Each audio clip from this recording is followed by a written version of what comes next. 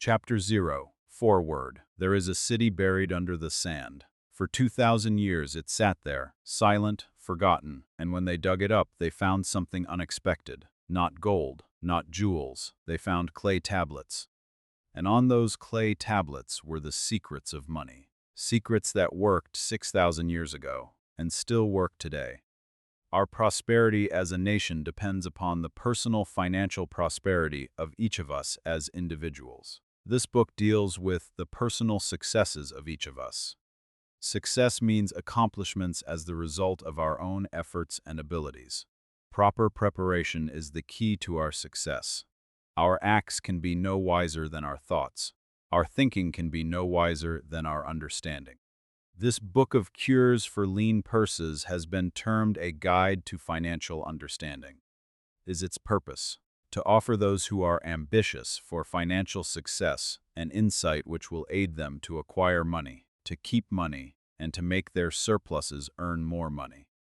In the pages which follow, we are taken back to Babylon, the cradle in which was nurtured the basic principles of finance now recognized and used the world over.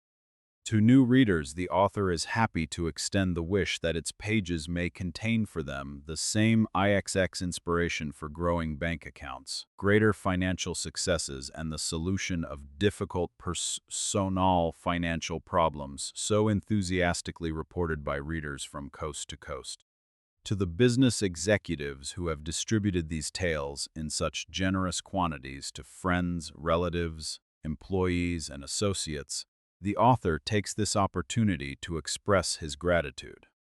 No endorsement could be higher than that of practical men who appreciate its teachings, because they themselves have worked up to important successes by applying the very principles it advocates. Babylon became the wealthiest city of the ancient world because its citizens were the richest people of their time. They appreciated the value of money. They practiced sound financial principles in acquiring money, keeping money, and making their money earn more money. They provided for themselves what we all desire, incomes for the future. Chapter 1. The man who deserted gold. His name was Bansir. He was a chariot builder in Babylon, and he was broke. He sat on a wall outside his home, staring at nothing. His wife appeared at the door. Food bag was almost empty.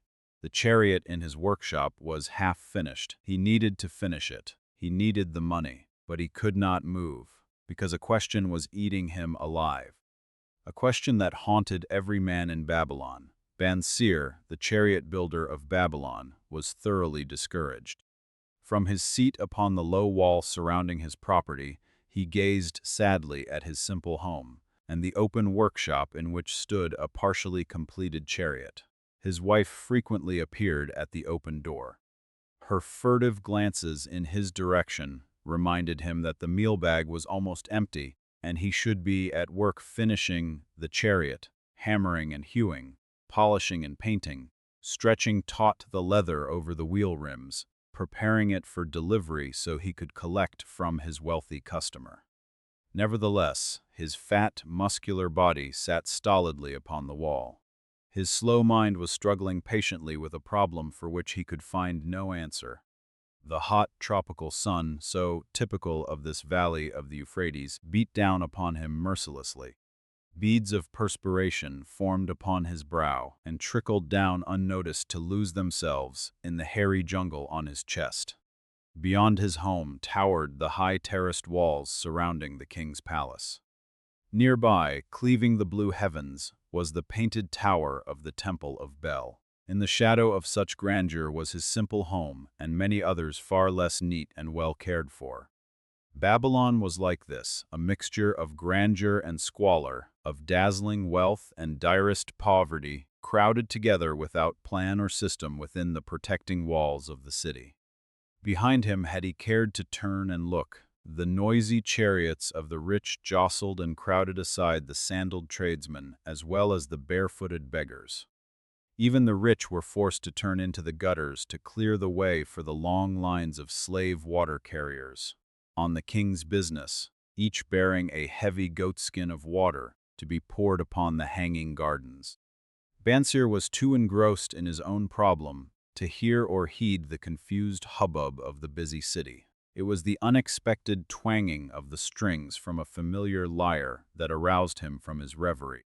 He turned and looked into the sensitive, smiling face of his best friend, Kabi, the musician. "May the gods bless thee with great liberality, my good friend," began Kabi with an elaborate salute. "Yet it does appear they have already been so generous thou needest not to labor. I rejoice with thee in thy good fortune. More, I would even share it with thee.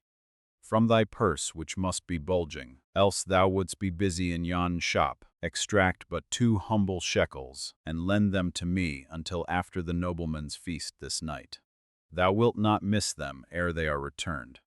"If I did have 2 shekels," Bonsir responded gloomily, "to no one could I lend them. Not even to you, my best of friends, for they would be my fortune, my entire fortune." "No one lends his entire fortune, not even to his best friend." "What?" exclaimed Kabi with genuine surprise. "Thou hast not 1 shekel in thy purse, yet sit like a statue upon a wall. Why not complete that chariot? How else canst thou provide for thy noble appetite? 'Tis not like thee, my friend. Where is thy endless energy? Doth something distress thee? Have the gods brought to thee troubles?" "A torment from the gods it must be," Bonsir agreed. "It began with a dream, a senseless dream, in which I thought I was a man of means. From my belt hung a handsome purse, heavy with coins. There were shekels which I cast with careless freedom to the beggars. There were pieces of silver with which I did buy finery for my wife and whatever I did desire for myself. There were pieces of gold which made me feel assured of the future and unafraid to spend the silver. A glorious feeling of contentment was within me. You would not have known me for thy hard-working friend, nor wouldst have known my wife. So free from wrinkles was her face and shining with happiness.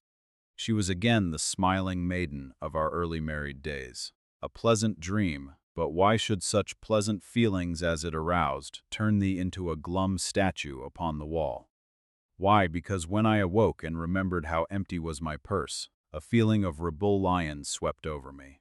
Let us talk it over together, for, as the sailors do say, we ride in the same boat, we two. As youngsters, we went together to the priests to learn wisdom. As young men, we shared each other's pleasures. As grown men, we have always been close friends. We have been contented subjects of our kind. We have been satisfied to work long hours and spend our earnings freely. We have earned much coin in the years that have passed, yet to know the joys that come from wealth, we must dream about them. Bah! Are we more than dumb sheep? We live in the richest city in all the world. The travelers do say none equals it in wealth. About us is much display of wealth, but of it we ourselves have naught. After half a lifetime of hard labor, my best of friends hast an empty purse and sayest to me, "May I borrow such a trifle as 2 shekels until after the nobleman's feast this night?"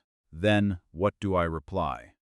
Do I say, "Here is my purse, its contents will I gladly share"? No, I admit that my purse is as empty as thine. What is the matter? Why cannot we acquire silver and gold, more than enough for food and robes? Consider also our sons, Bonsir continued.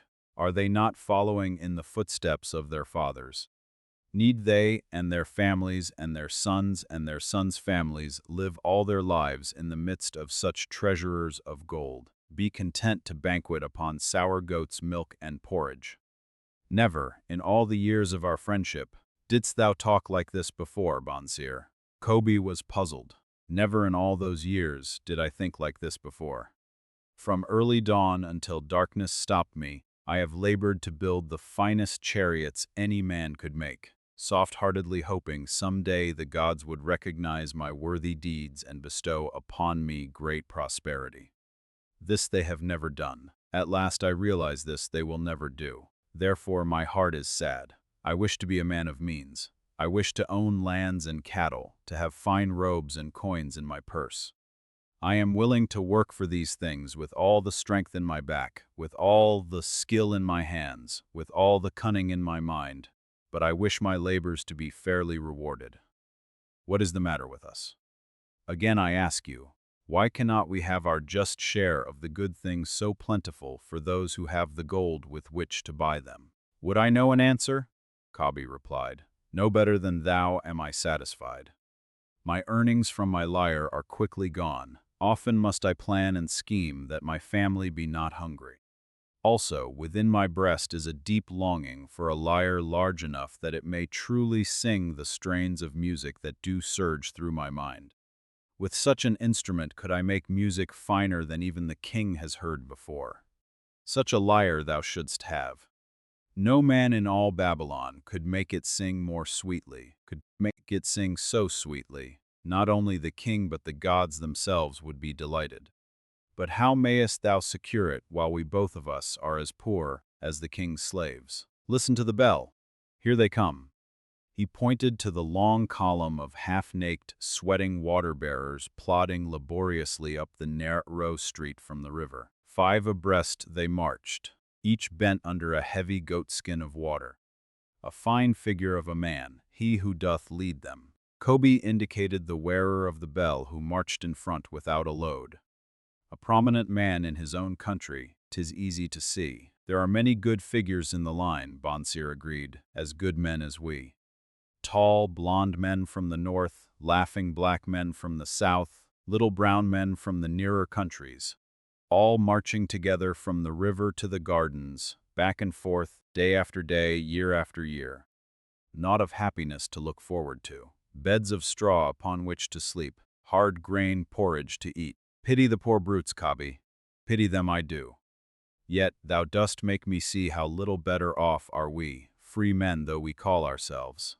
That is truth, Kobe, unpleasant thought though it be. We do not wish to go on year after year living slavish lives.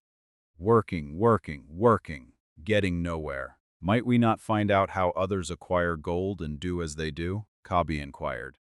Perhaps there is some secret we might learn if we but sought from those who knew, replied Bonsir thoughtfully. This very day, suggested Kabi, I did pass our old friend Arkad riding in his golden chariot. This I will say, he did not look over my humble head, as many in his station might consider his right.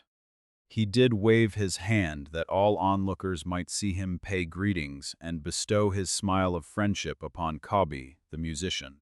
He is claimed to be the richest man in all Babylon, so rich the king is said to seek his golden aid in affairs of the treasury, Kobe replied. I fear if I should meet him in the darkness of the night, I should lay my hands upon his fat wallet. Nonsense, a man's wealth is not in the purse he carries. A fat purse quickly empties if there be no golden stream to refill it. Arkad has an income that constantly keeps his purse full, no matter how liberally he spends. Income, that is the thing, ejaculated Bonsir. I wish an income that will keep flowing into my purse whether I sit upon the wall or travel to far lands. Arkad must know how a man can make an income for himself. Dost suppose it is something he could make clear to a mind as slow as mine? Methinks he did teach his knowledge to his son, Nomasir, Kobe responded. Did he not go to Nineveh and, so it is told at the inn, without aid from his father, one of the richest men in that city? Kobe, thou bringest to me a rare thought. A new light gleamed in Bonsir's eyes. It costs nothing to ask wise advice from a good friend, and Arkad was always that. Never mind though our purses be as empty as the falcon's nest of a year ago. Let that not detain us. We are weary of being without gold in the midst of plenty. We wish to become men of means. Come, let us go to Arkad and ask how we, also, may acquire incomes for ourselves. Thou speakest with true inspiration, Bonsir. Thou bringest to my mind a new understanding. Thou makest me to realize the reason why we have never found any measure of wealth. We never sought it. Thou hast labored patiently to build the staunchest chariots in Babylon. To that purpose was devoted your best endeavors. Therefore, at it thou didst succeed. I strove to become a skillful lyre player. And, at it, I did succeed. In those things toward which we exerted our best endeavors we succeeded. The gods were content to let us continue thus. Now, at last we see a light, bright like that from the rising sun. It biddeth us to learn more that we may prosper more. With a new understanding we shall find honorable ways to accomplish our desires. Let us go to Arcad this very day, Bonsir urged. Also, let us ask other friends of our boyhood days, who have fared no better than ourselves, to join us that they too may share in his wisdom. Thou wert ever thus thoughtful of thy friends, Bonsir. Therefore hast thou many friends. It shall be as thou sayest. We go this day and take them with us. Chapter 2. The Richest Man in Babylon. There was a man named Arcad, and everyone in Babylon called him the richest man in the city. His friends from childhood came to him one day. They said, "We were equal once. We studied under the same master. We played the same games. You were no smarter than us. You worked no harder. Yet you are rich, and we are poor. Why?" The answer Arcad gave them changed everything they believed about money. The richest man in Babylon. In old Babylon there once lived a certain very rich man named Arcad. Far and wide he was famed for his great wealth.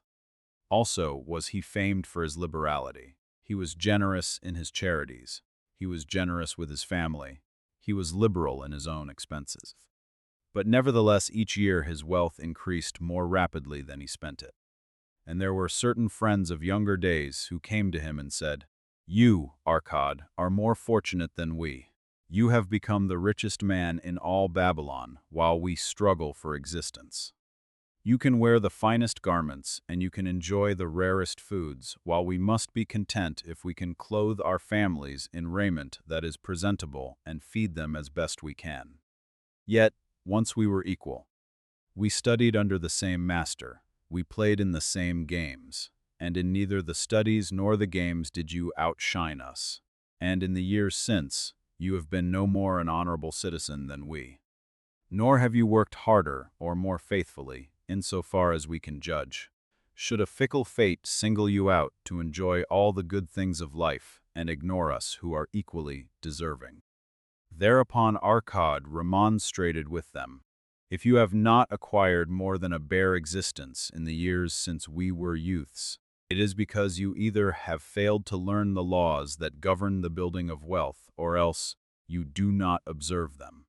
Fickle fate is a vicious goddess who brings no permanent good to anyone. On the contrary, she brings ruin to almost every man upon whom she showers unearned gold. She makes wanton spenders who soon dissipate all they receive and are left beset by overwhelming appetites and desires they have not the ability to gratify. Yet others whom she favors become misers and hoard their wealth, fearing to spend what they have, knowing they do not possess the ability to replace it. They further are beset by fear of robbers and doom themselves to lives of emptiness and secret misery. Others there probably are, who can take unearned gold and add to it and continue to be happy and contented citizens. But so few are they, I know of them but by hearsay. Think you of the men who have inherited sudden wealth, and see if these things are not so." His friends admitted that of the men they knew who had inherited wealth these words were true, and they besought him to explain to them how he had become possessed of so much prosperity. So he continued, "In my youth I looked about me and saw all the good things there were to bring happiness and contentment. And I realized that wealth increased the potency of all these. Wealth is a power. With wealth many things are possible. One may ornament the home with the richest of furnishings. One may sail the distant seas. One may feast on the delicacies of far lands. One may buy the ornaments of the gold worker and the stone polisher. One may even build mighty temples for the gods. One may do all these things and many others in which there is delight for the senses and gratification for the soul. And, when I realized all this, I decided to myself that I would claim my share of the good things of life. I would not be one of those who stand afar off, enviously watching others enjoy. I would not be content to clothe myself in the cheapest raiment that looked respectable. I would not be satisfied with the lot of a poor man. On the contrary, I would make myself a guest at this banquet of good things. As you know, the son of a humble merchant, one of a large family with no hope of an inheritance, and not being endowed, as you have so frankly said, with superior powers or wisdom, I decided that if I was to achieve what I desired, time and study would be required. As for time, all men have it in abundance. You, each of you, have let slip by sufficient time to have made yourselves wealthy. Yet, you admit, you have nothing to show except your good families, of which you can be justly proud. As for study, did not our wise teacher teach us that learning was of two kinds? The one kind being the things we learned and knew, and the other being the training that taught us how to find out what we did not know. Therefore did I decide to find out how one might accumulate wealth, and when I had found out, to make this my task, and do it well. Is it not wise that we should enjoy while we dwell in the brightness of the sunshine? For sorrows enough shall descend upon us when we depart for the darkness of the world of spirit? I found employment as a scribe in the Hall of Records, and long hours each day I labored upon the clay tablets. Week after week, and month after month, I labored. Yet for my earnings I had naught to show. Food and clothing and penance to the gods, and other things of which I could remember not what, absorbed all my earnings. But my determination did not leave me. And one day Algamish, the moneylender, came to the house of the city master and ordered a copy of the 9th law, and he said to me, "I must have this in 2 days, and if the task is done by that time, 2 coppers will I give to thee." So I labored hard, but the law was long, and when Algamish returned, the task was unfinished. He was angry, and had I been his slave, he would have beaten me. But knowing the city master would not permit him to injure me, I was unafraid, so I said to him, "Algamish, you are a very rich man. Tell me how I may also become rich, and all night I will carve upon the clay, and when the sun rises it shall be completed." He smiled at me and replied, "You are a forward knave, but we will call it a bargain." All that night I carved, though my back pained and the smell of the wick made my head ache until my eyes could hardly see. But when he returned at sunup, the tablets were complete. "Now," I said, "tell me what you promised." "You have fulfilled your part of our bargain, my son," he said to me kindly, "and I am ready to fulfill mine. I will tell you these things you wish to know, because I am becoming an old man, and an old tongue loves to wag. And when youth comes to age for advice, he receives the wisdom of years. But too often does youth think that age knows only the wisdom of days that are gone, and therefore profits not. But remember this, the sun that shines today is the sun that shone when thy father was born, and will still be shining when thy last grandchild shall pass into the darkness. The thoughts of youth," he continued, "are bright lights that shine forth like the meteors that oft make brilliant the sky. But the wisdom of age is like the fixed stars that shine so unchanged that the sailor may depend upon them to steer his course. Mark you well my words, for if you do not, you will fail to grasp the truth that I will tell you, and you will think that your night's work has been in vain." Then he looked at me shrewdly from under his shaggy brows and said in a low, "I found the road to wealth when I decided that a part of all I earned was mine to keep, and so will you." Then he continued to look at me with a glance that I could feel pierce me, but said no more. "Is that all?" I asked. "That was sufficient to change the heart of a sheep herder into the heart of a money lender," he replied. "But all I earn is mine to keep, is it not?" I demanded. "Far from it," he replied. "Do you not pay the garment maker? Do you not pay the sandal maker? Do you not pay for the things you eat? Can you live in Babylon without spending? What have you to show for your earnings of the past month? What for the past year? Fool, you pay to everyone but yourself.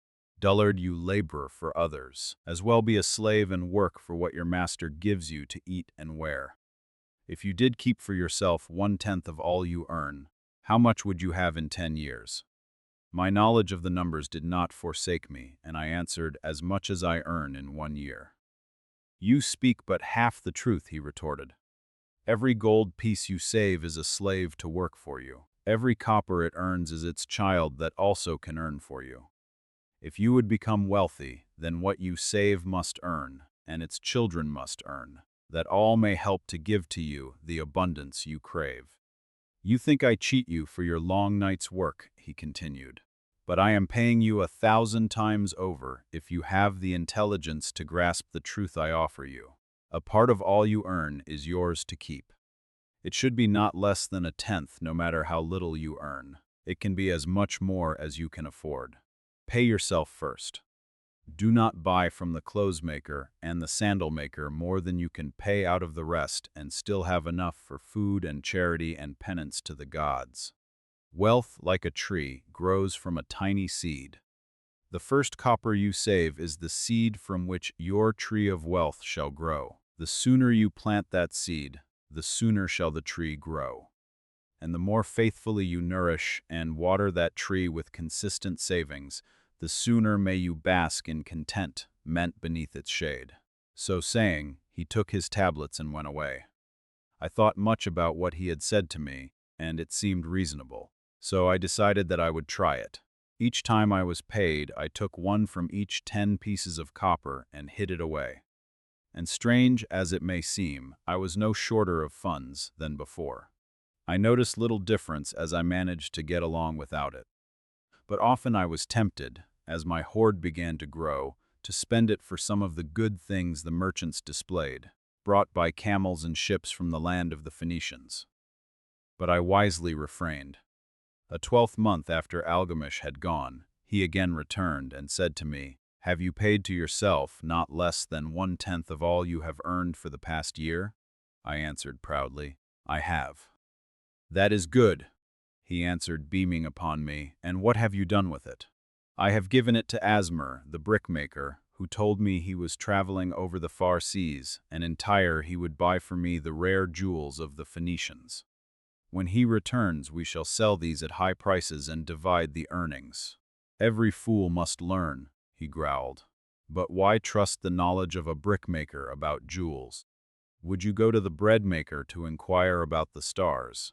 No, by my tunic, you would go to the astrologer, if you had power to think. Your savings are gone, youth. You have jerked your wealth tree up by the roots. But plant another, try again.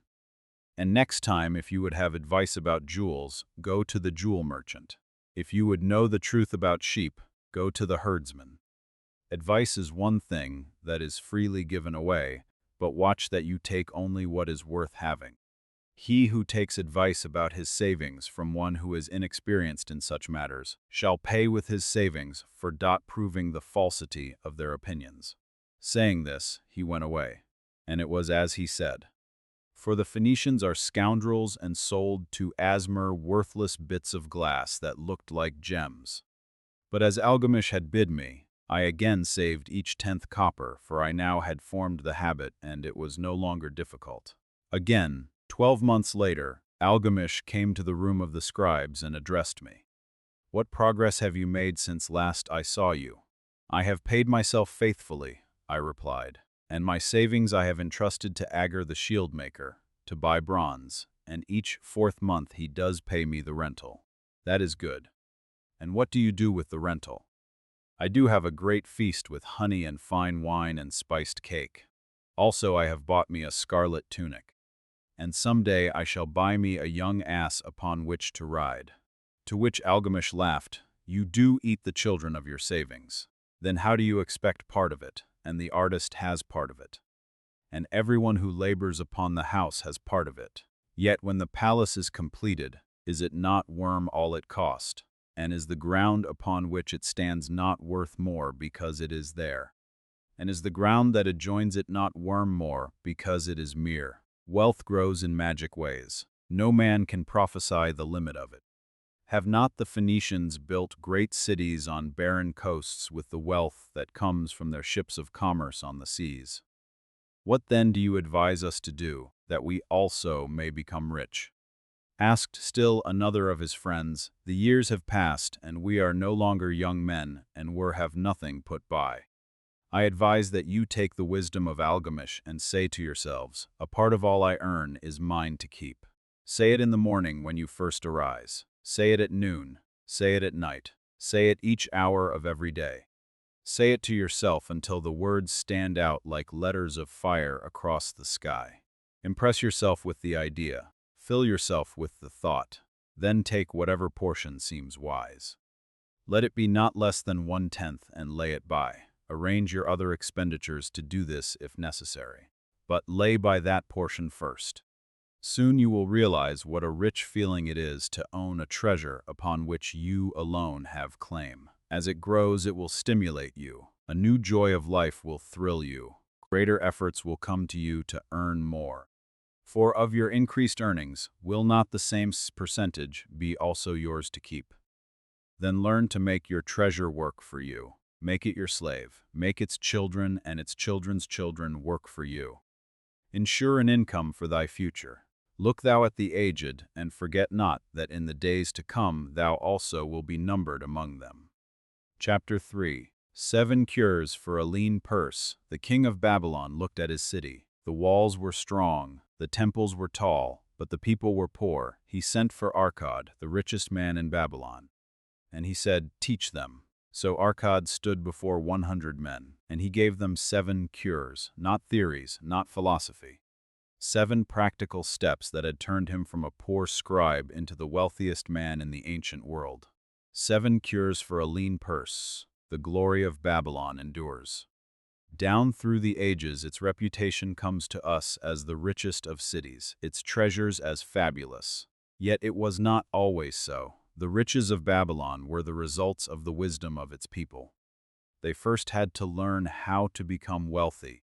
When the good king returned to Babylon after defeating his enemies, he was confronted with a serious situation. The royal chancellor explained it to the king thus: "After many years of great prosperity brought to our people, because your majesty built the great irrigation canals and the mighty temples of the gods, now that these works are completed, the people seem unable to support themselves. The laborers are without employment, the merchants have few customers, the farmers are unable to sell their produce. The people have not enough gold to buy food. But where has all the gold gone that we spent for these great improvements?" demanded the king. "It has found its way, I fear," responded the chancellor, "into the possession of a few very rich men of our city.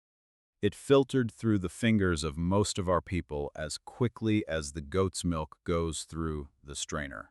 Now that the stream of gold has ceased to flow, most of our people have nothing to show for their earnings."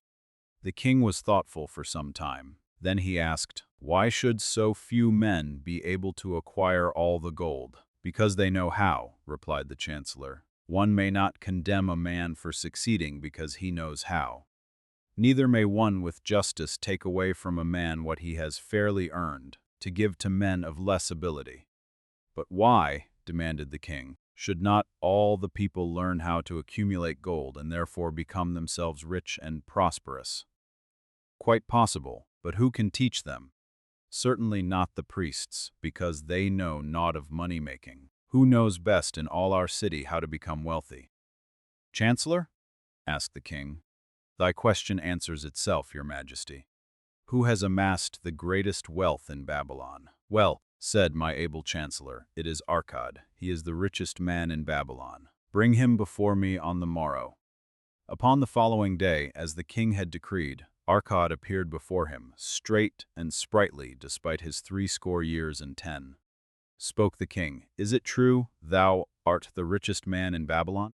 "So it is reported, and no man disputes it." "How becamest thou so wealthy?" "By taking advantage of opportunities available to all citizens of our good city." "Thou hadst nothing to start with?" "Only a great desire for wealth," continued the king. "Our city is in a very unhappy state because a few men know how to acquire wealth and therefore monopolize it, while the mass of our citizens lack the knowledge of how to keep any part of the gold they receive. It is my desire that Babylon be the wealthiest city in the world. Therefore, it must be a city of many wealthy men. Therefore, we must teach all the people how to acquire riches." "Tell me, Arcad, is mere any secret to acquiring wealth? Can it be taught?" "It is practical, your majesty. That which one man knows can be taught to others." The king's eyes glowed. "Arcad, thou speakest the words I wish to hear. Wilt thou lend thyself to this great cause? Wilt thou teach thy knowledge to a school for teachers?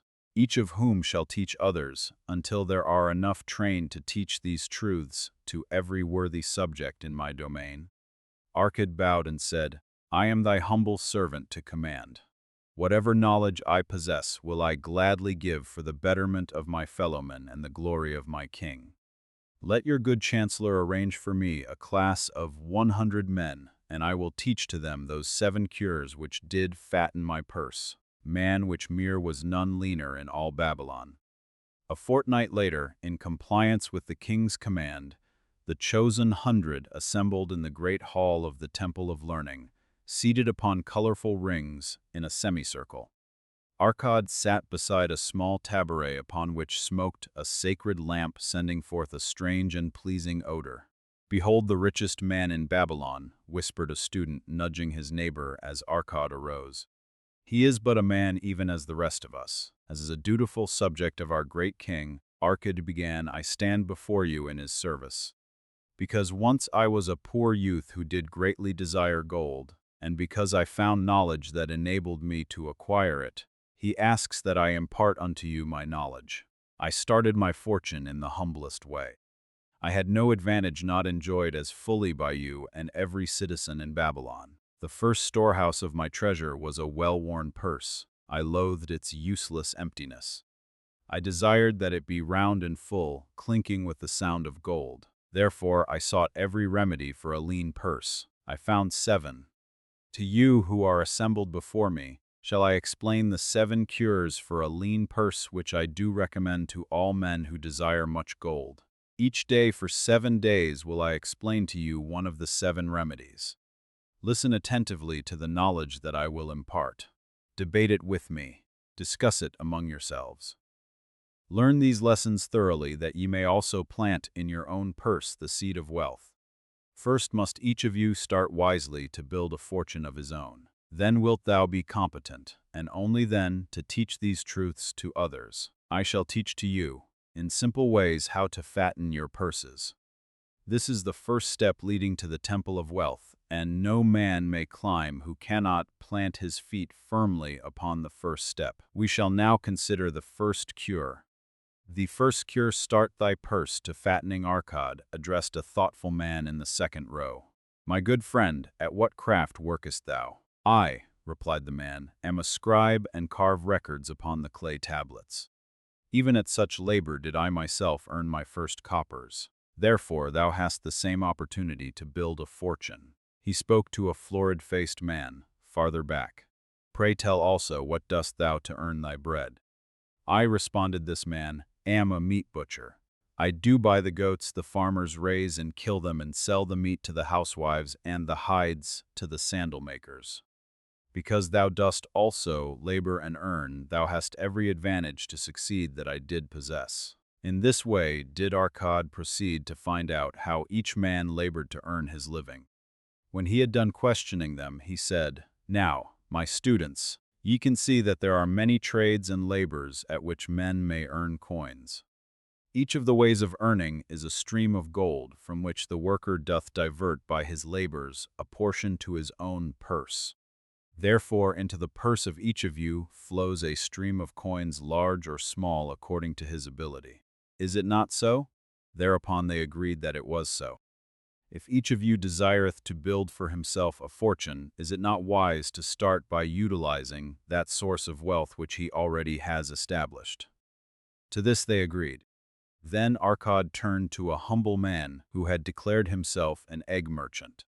If thou select one of thy baskets and put into it each morning 10 eggs and take out from it each evening 9 eggs, what will eventually happen? It will become in time overflowing. Why? Because each day I put in 1 more egg than I take out. Arkad turned to the class with a smile. Does any man here have a lean purse? First they looked amused, then they laughed. Lastly, they waved their purses in jest. All right, he continued. Now I shall tell thee the first remedy I learned to cure a lean purse. Do exactly as I have suggested to the egg merchant. For every 10 coins thou placest within thy purse, take out far use but 9. Thy purse will start to fatten at once, and its increasing weight will feel good in thy hand and bring satisfaction to thy soul. Deride not what I say because of its simplicity. Truth is always simple. I told thee I would tell how I built my fortune. This was my beginning. I, too, carried a lean purse and cursed it because there was naught within to satisfy my desires. But when I began to take out from my purse but 9 parts of 10 I put in, it began to fatten. So will thine. Now I will tell a strange truth, the reason for which I know not. When I ceased to pay out more than 9/10 of my earnings, I managed to get along just as well. I was not shorter than before. Also, ere long, did coins come to me more easily than before. Surely it is a law of the gods that unto him who keepeth and spendeth not a certain part of all his earnings shall gold come more easily. Likewise, him whose purse is empty does gold avoid. Which desirest thou the most? Is it the gratification of thy desires of each day, a jewel, a bit of finery, better raiment, more food, things quickly gone and forgotten? Or is it substantial belongings, gold, lands, herds, merchandise, income-bringing investments? The coins thou takest from thy purse bring the first. The coins thou leavest within it will bring the latter.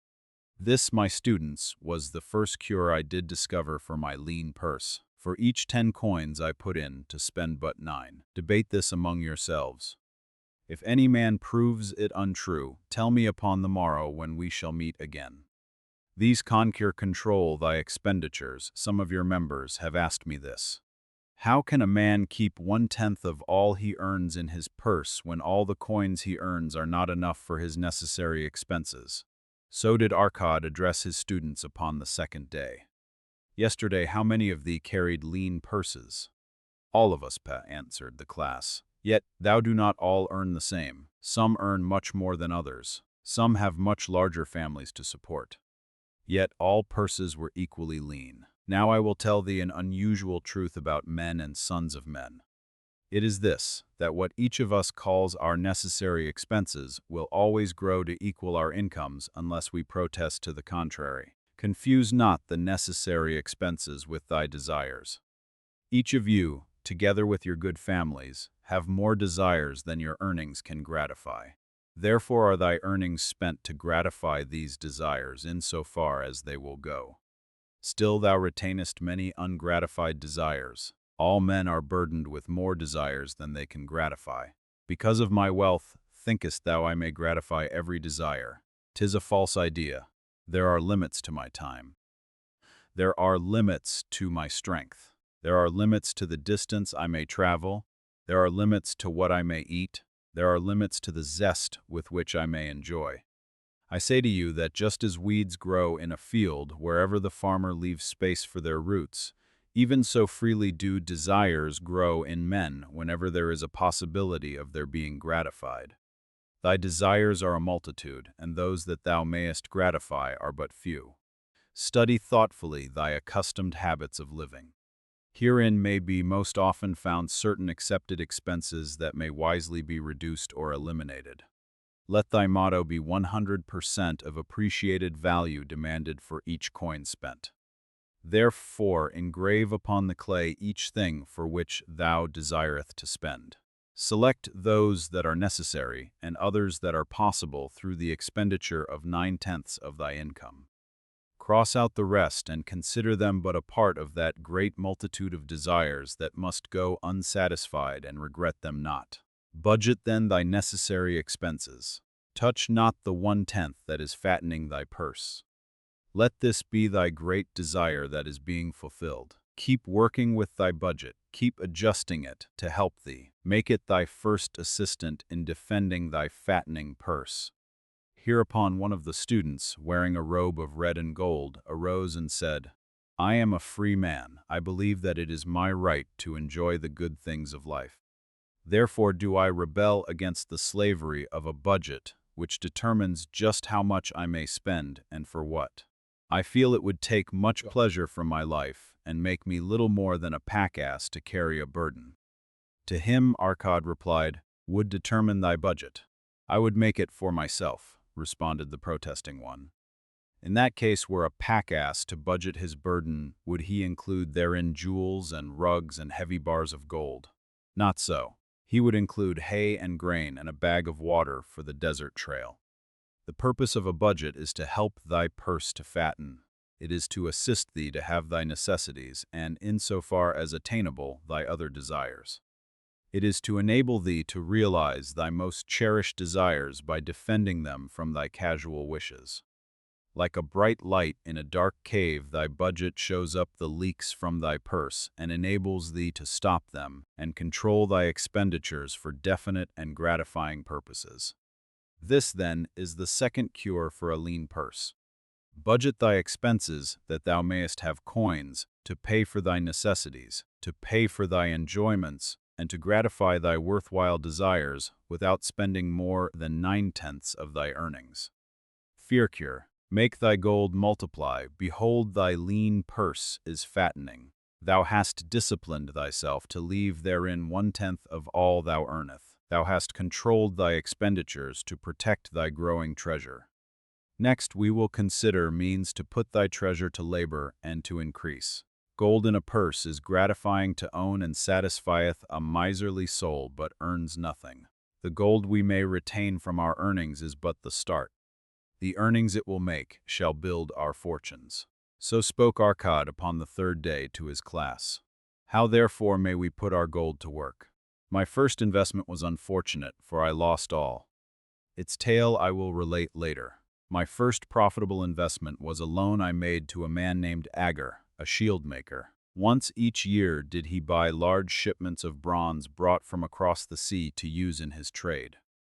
Lacking sufficient capital to pay the merchants, he would borrow from those who had extra coins. He was an honorable man. His borrowing he would repay, together with a liberal rental, as he sold his shields. Each time I loaned to him, I loaned back also the rental he had paid to me. Therefore, not only did my capital increase, but its earnings likewise increased. Chapter 4. Meet the goddess of good luck. There is a goddess. The Babylonians called her Ishtar. She was the goddess of good luck, and every man wanted her favor. But here is the question that divided the men of Babylon. Does luck come by chance, or can you make it? Arcad invited his students to tell their stories. And one by one, they discovered a truth so simple, it had been hiding in plain sight. Meet the goddess of good luck if a man be lucky. There is no foretelling the possible extent of his good fortune. Pitch him into the Euphrates, and like as not he will swim out with a pearl in his hand. Babylonian proverb, the desire to be lucky is universal. It was just as strong in the breasts of men 4,000 years ago in ancient Babylon as it is in the hearts of men today. We all hope to be favored by the whimsical goddess of good luck. Is there some way we can meet her and attract not only her favorable attention, but her generous favors? Is there a way to attract good luck? That is just what the men of ancient Babylon wished to know. It is exactly what they decided to find out. They were shrewd men and keen thinkers. That explains why their city became the richest and most powerful city of their time. In that distant past, they had no schools or colleges. Nevertheless, they had a center of learning, and a very practical one it was. Among the towered buildings in Babylon was one that ranked in importance with the palace of the king, the hanging gar dens, and the temples of the gods. You will find scant mention of it in the history books, more likely no mention at all. Yet it exerted a powerful influence upon the thought of that time. This building was the Temple of Learning, where the wisdom of the past was expounded by voluntary teachers, and where subjects of popular interest were discussed in open forums. Within its walls, all men met as equals. The humblest of slaves could dispute with impunity the opinions of a prince of the royal house. Among the many who frequented the Temple of Learning was a wise rich man named Arcad, called the richest man in Babylon. He had his own special hall, where almost any evening a large group of men, some old, some very young but mostly middle-aged, gathered to discuss and argue interesting subjects. Suppose we listen in to see whether they knew how to attract good luck. The sun had just set like a great red ball of fire shining through the haze of desert dust when Arcad strolled to his accustomed platform. Already full 80 men were awaiting his arrival, reclining on their small rugs spread upon the floor. More were still arriving. "What shall we discuss this night?" Arcad inquired. After a brief hesitation, a tall cloth weaver addressed him, arising as was the custom. "I have a subject I would like to hear discussed, yet hesitate to offer lest it seem ridiculous to you and my good friends here." Upon being urged to offer it, both by Arcad and by calls from the others, he continued, "This day I have been lucky, for I have found a purse in which there are pieces of gold. To continue to be lucky is my great desire. Feeling that all men share with me this desire, I do suggest we debate how to attract good luck, that we may discover ways it can be enticed to one." "A most interesting subject has been offered," Arcad commented, "one most worthy of our discussion. To some men, good luck bespeaks but a chance happening that, like an accident, may befall one without purpose or reason. Others do believe that the instigator of all good fortune is our most bounteous goddess Ashtar, ever anxious to reward with generous gifts those who please her. What say you, shall we seek to find if there be means by which good luck may be enticed to visit each and all of us?" Yeah, and much of it," responded the growing group of eager listeners.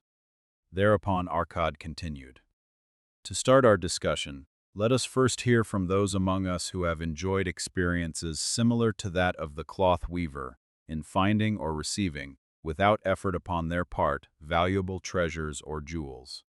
There was a pause in which all looked about expecting someone to reply, but no one did. "What? No one?" Arcad asked. "Then rare indeed must be this kind of good luck. Who now will offer a suggestion as to where we shall continue our search?" "That I will do," spoke a well-robed young man, arising. "When a man speaketh of luck, is it not natural that his thoughts turn to the gaming tables? Is it not there we find many men courting the favor of the goddess in hope she will bless them with rich winnings?" As he resumed his seat, a voice called, "Do not stop. Continue thy story. Tell us, didst thou find favor with the goddess at the gaming tables? Did she turn the cubes with red side up so thou filled thy purse at the dealer's expense, or did she permit the blue sides to come up so the dealer raked in thy hard-earned pieces of silver?" The young man joined the good-natured laughter. "I am not averse to admitting she seemed not to know I was even there. But how about the rest of you? Have you found her waiting about such places to roll the cubes in your favor? We are eager to hear as well as to learn." "A wise start," broke in Arcad. "We meet here to consider all sides of each question. To ignore the gaming table would be to overlook an instinct common to most men, the love of taking a chance with a small amount of silver in the hope of winning much gold. That doth remind me of the races but yesterday," called out another listener. "If the goddess frequents the gaming tables, certainly she does not overlook the races where the gilded chariots and the foaming horses offer far more excitement. Tell us honestly, Arcad, didst she whisper to you to place your bet upon those gray horses from Nineveh yesterday? I was standing just behind thee, and could scarce believe my ears when I heard thee place thy bet upon the grays. Thou knowest as well as any of us that no team in all Assyria can beat our beloved bays in a fair race. Didst the goddess whisper in thy ear to bet upon the grays, because at the last turn the inside black would stumble and so interfere with our bays that the grays would win the race and score an unearned victory?" Arcad smiled indulgently at the banter. "What reason have we to feel the good goddess would take that much interest in any man's bet upon a horse race?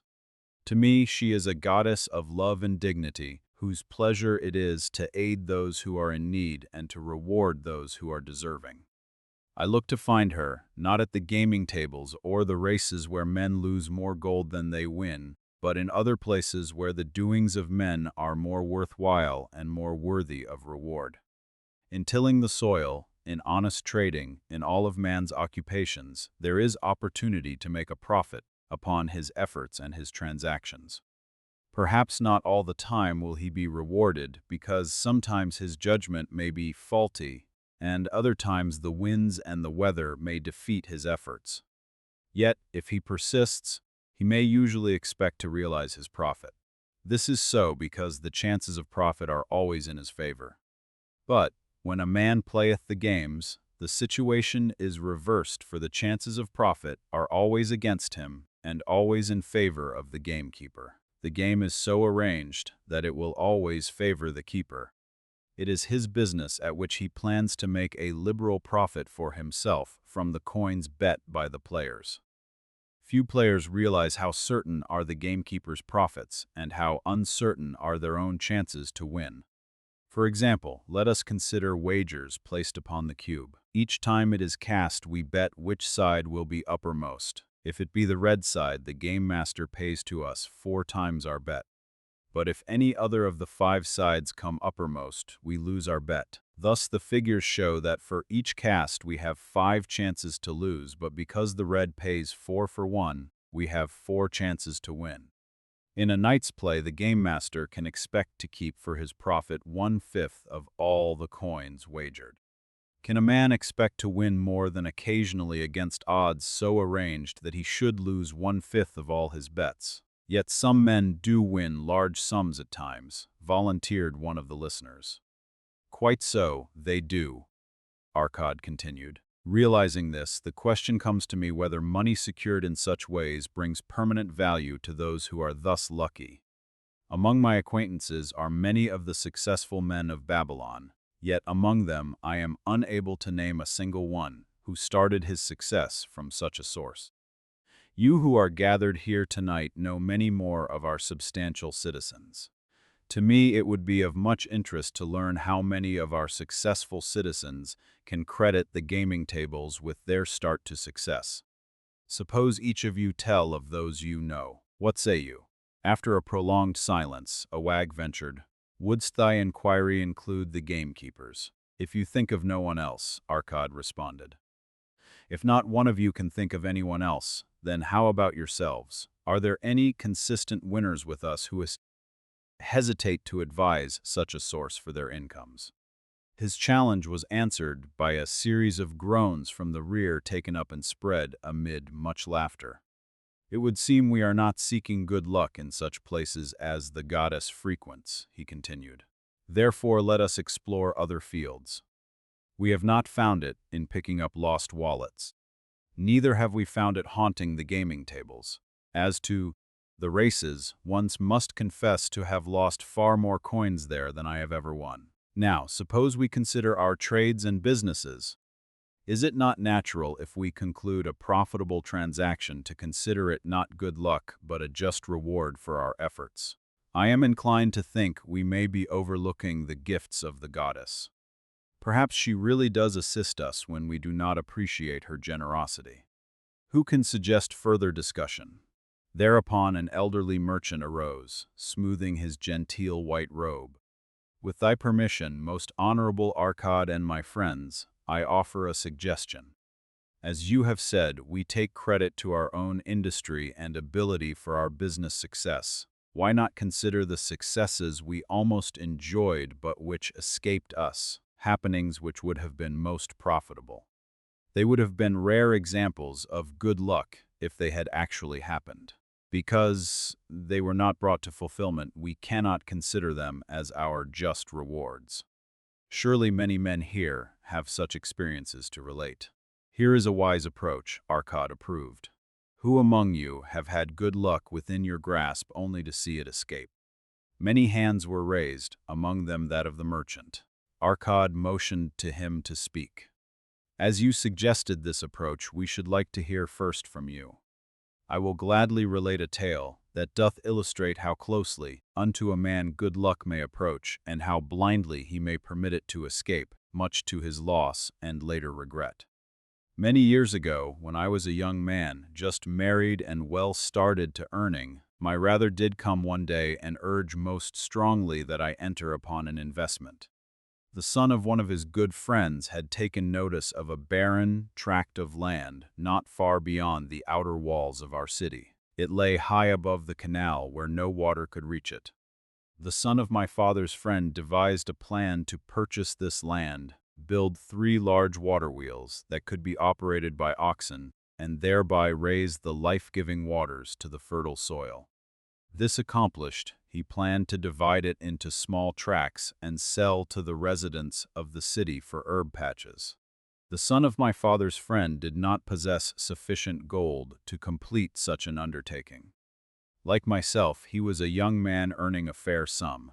His father, like mine, was a man of large family and small means.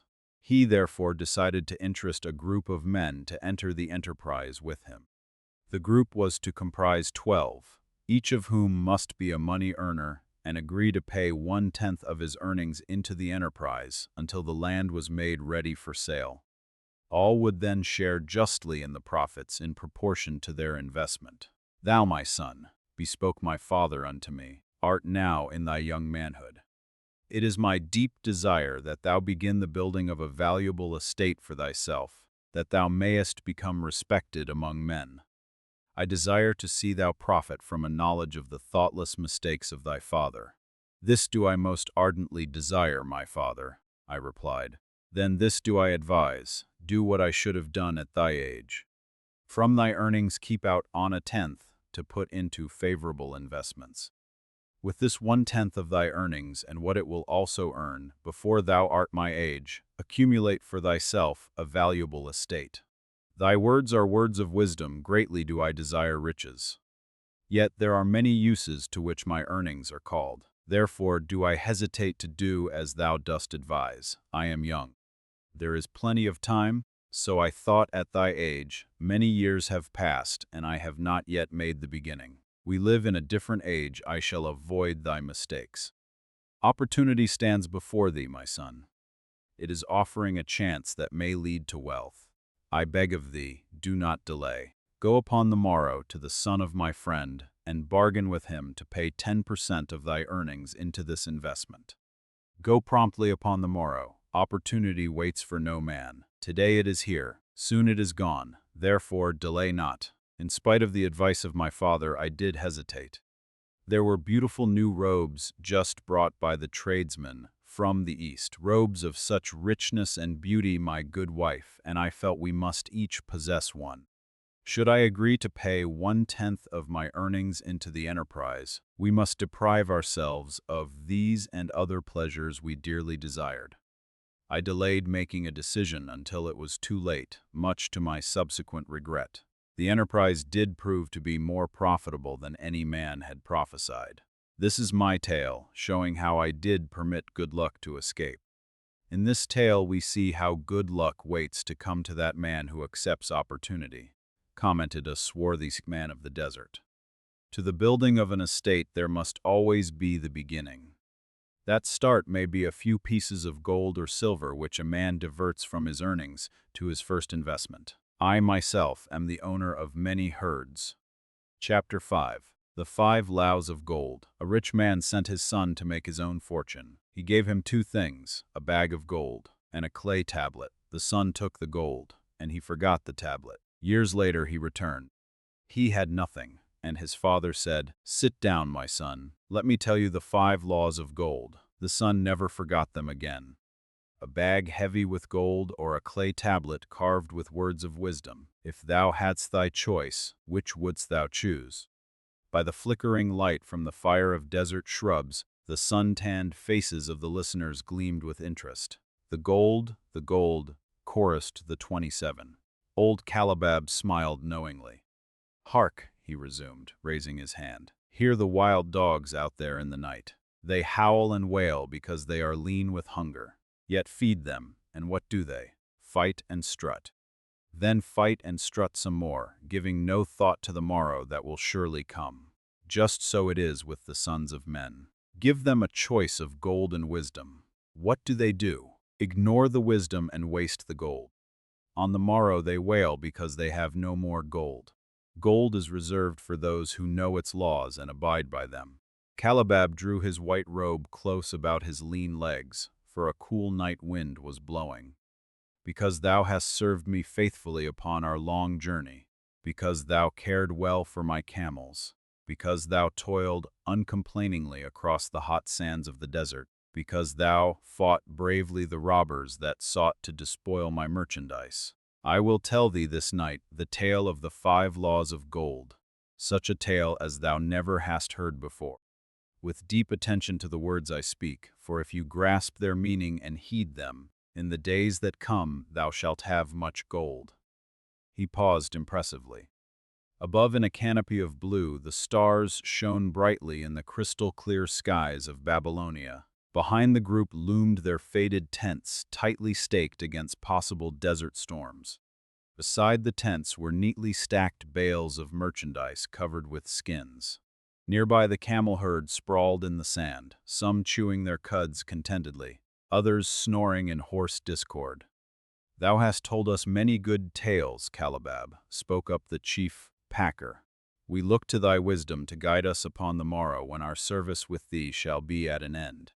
I have but told thee of my adventures in strange and distant lands, but this night I shall tell thee of the wisdom of Arkad, the wise rich man." "Much have we heard of him," acknowledged the chief packer, "for he was the richest man that ever lived in Babylon." The richest man he was, and that because he was wise in the ways of gold, even as no man had ever been before him. "This night shall I tell you of his great wisdom as it was told to me by Nomasir, many years ago in Nineveh, when I was but a lad. My master and myself had tarried long into the night in the palace of Nomasir. I had helped my master bring great bundles of fine rugs, each one to be tried by Nomasir until his choice of colors was satisfied. At last he was well pleased and commanded us to sit with him and to drink a rare vintage odorous to the nostrils and most warming to my stomach, which was unaccustomed to such a drink. Then did he tell us this tale of the great wisdom of Arkad, his father, even as I shall tell it to you.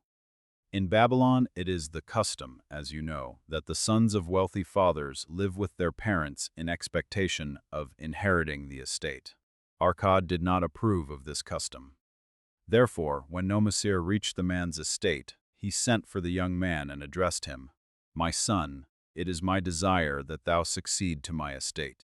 Thou must, however, first prove that thou art capable of wisely handling it. Therefore, I wish that thou go out into the world and show thy ability both to acquire gold and to make thyself respected among men.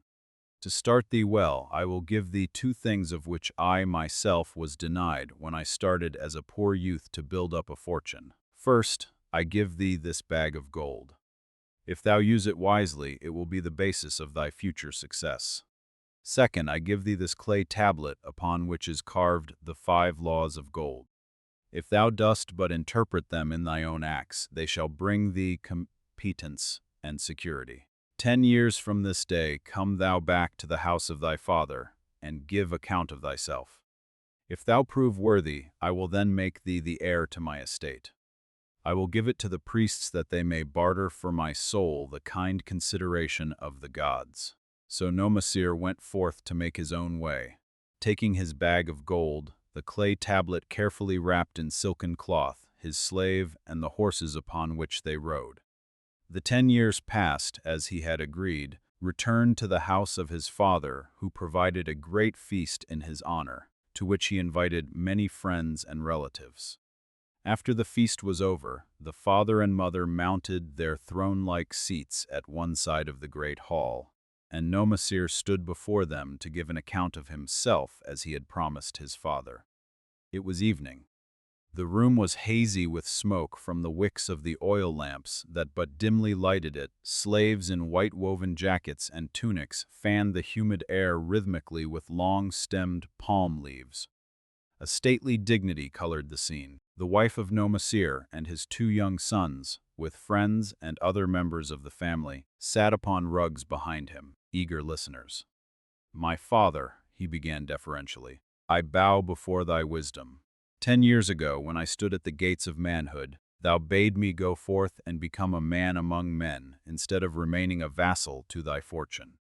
Thou gave me liberally of thy gold. Thou gave me liberally of thy wisdom. Of the gold, alas, I must admit of a disastrous handling. It fled, indeed, from my inexperienced hands, even as a wild hare flees at the first opportunity from the youth who captures it." The father smiled indulgently. "Continue, my son, thy tale interests me in all its details." I decided to go to Nineveh, as it was a growing city, believing that I might find there opportunities. I joined a caravan and among its members made numerous friends. Two well-spoken men who had a most beautiful white horse as fleet as the wind were among these. As we journeyed, they told me in confidence that in Nineveh was a wealthy man who owned a horse so swift that it had never been beaten. Its owner believed that no horse living could run with greater speed. Therefore, would he wager any sum however large that his horse could outspeed any horse in all Babylonia. Compared to their horse, so my friends said, it was but a lumbering ass that could be beaten with ease. They offered as a great favor to permit me to join them in a wager. I was quite carried away with the plan. Our horse was badly beaten and I lost much of my gold. The father laughed. Later, I discovered that this was a deceitful plan of these men, and they constantly journeyed with caravans seeking victims. You see, the man in Nineveh was their partner and shared with them the bets he won. This shrewd deceit taught me my first lesson in looking out for myself. I was soon to learn another, equally bitter. In the caravan was another young man with whom I became quite friendly. He was the son of wealthy parents and, like myself, journeying to Nineveh to find a suitable location. Not long after our arrival, he told me that a merchant had died, and his shop with its rich merchandise and patronage could be secured at a paltry price, saying that we would be equal partners, but first he must return to Babylon to secure his gold. He prevailed upon me to purchase the stock with my gold, agreeing that his would be used later to carry on our venture. He long delayed the trip to Babylon, proving in the meantime to be an unwise buyer and a foolish spender. I finally put him out, but not before the business had deteriorated to where we had only unsaleable goods and no gold to buy other goods. I sacrificed what was left to an Israelite for a pitiful sum. Soon there followed, I tell you, my father, bitter days. I sought employment and found it not, for I was without trade or training that would enable me to earn. I sold my horses, I sold my slave. I sold my extra robes that I might have food and a place to sleep, but each day grim want crouched closer. But in those bitter days I remembered thy confidence in me, my father. Thou hadst sent me forth to become a man, and this I was determined to accomplish. The mother buried her face and wept softly. At this time, I bethought me of the table thou had given to me, upon which thou had carved the 5 laws of gold. Thereupon I read most carefully thy words of wisdom, and realized that had I but sought wisdom first, my gold would not have been lost to me. I learned by heart each law, and determined that, when once more the goddess of good fortune smiled upon me, I would be guided by the wisdom of age and not by the inexperience of youth. For the benefit of you who are seated here this night, I will read the wisdom of my father as engraved upon the clay tablet which he gave to me 10 years ago. 1. Gold cometh gladly and in increasing quantity to any man who will put by not less than 1/10 or his earnings to create an estate for his future and that or his family. Gold laboureth diligently and contentedly for the wise owner who finds for it profitable employment, multiplying even as the flocks of the field. Gold clingeth to the protection of the cautious owner who invests it under the advice of men wise in its handling. Gold slippeth away from the man who invests it in businesses or purposes with which he is not familiar or which are not approved by those skilled in its keep. Gold flees the man who would force it to impossible earnings or who followeth the alluring advice of tricksters and schemers or who trusts it to his own inexperience and romantic desires in investment. These are the 5 laws of gold as written by my father. I do proclaim them as of greater value than gold itself, as I will show by the continuance of my tale. He again faced his father. I have told thee of the depth of poverty and despair to which my inexperience brought me. However, there is no chain of disasters that will not come to an end. Mine came when I secured employment managing a crew of slaves working upon the new outer wall of the city. Profiting from my knowledge of the first law of gold, I saved a copper from my first earnings. adding to it at every opportunity until I had a piece of silver. It was a slow procedure, for one must live. I did spend grudgingly, I admit, because I was determined to earn back before the 10 years were over as much gold as you, my father, had given to me. One day the slave master, with whom I had become quite friendly, said to me, "Thou art a thrifty youth who spends not wantonly what he earns. Hast thou gold put by that is not earning?" Yes, it is my greatest desire to accumulate gold to replace that which my father gave to me, and which I have lost. 'Tis a worthy ambition, I will grant, and do you know that the gold which you have saved can work for you and earn much more gold? Alas! My experience has been bitter, for my father's gold has fled from me, and I am in much fear lest my own do the same. If thou hast confidence in me, I will give thee a lesson in the profitable handling of gold. Within a year the outer wall will be complete and ready for the great gates of bronze that will be built at each entrance to protect the city from the king's enemies. In all Nineveh there is not enough metal to make these gates, and the king has not thought to provide it. Here is my plan. A group of us will pool our gold and send a caravan to the mines of copper and tin, which are distant, and bring to Nineveh the metal for the gates. When the king says, "Make the great gates, we alone can supply the metal, and a rich price he will pay." If the king will not buy from us, we will yet have the metal which can be sold for a fair price. In his offer I recognized an opportunity to abide by the third law and invest my savings under the guidance of wise men. Nor was I disappointed. Our pool was a success, and my small store of gold was greatly increased by the transaction. In due time I was accepted as a member of this same group in other ventures. They were men wise in the profitable handling of gold. They future and further guarantee safety for his family in case the gods call him to the world of darkness. This law always saith that gold cometh gladly to such a man. I can truly certify this in my own life. The more gold I accumulate, the more readily it comes to me, and in increased quantities. The gold which I save earns more, even as yours will, and its earnings earn more, and this is the working out of the first law. These Kondlau of gold laboureth diligently and contentedly for the wise owner who finds for it profitable employment, multiplying even as the flocks of the field. Gold indeed is a willing worker. It is ever eager to multiply when opportunity presents itself. To every man who hath a store of gold set by, opportunity comes for its most profitable use. As the years pass, it multiplies itself in surprising fashion.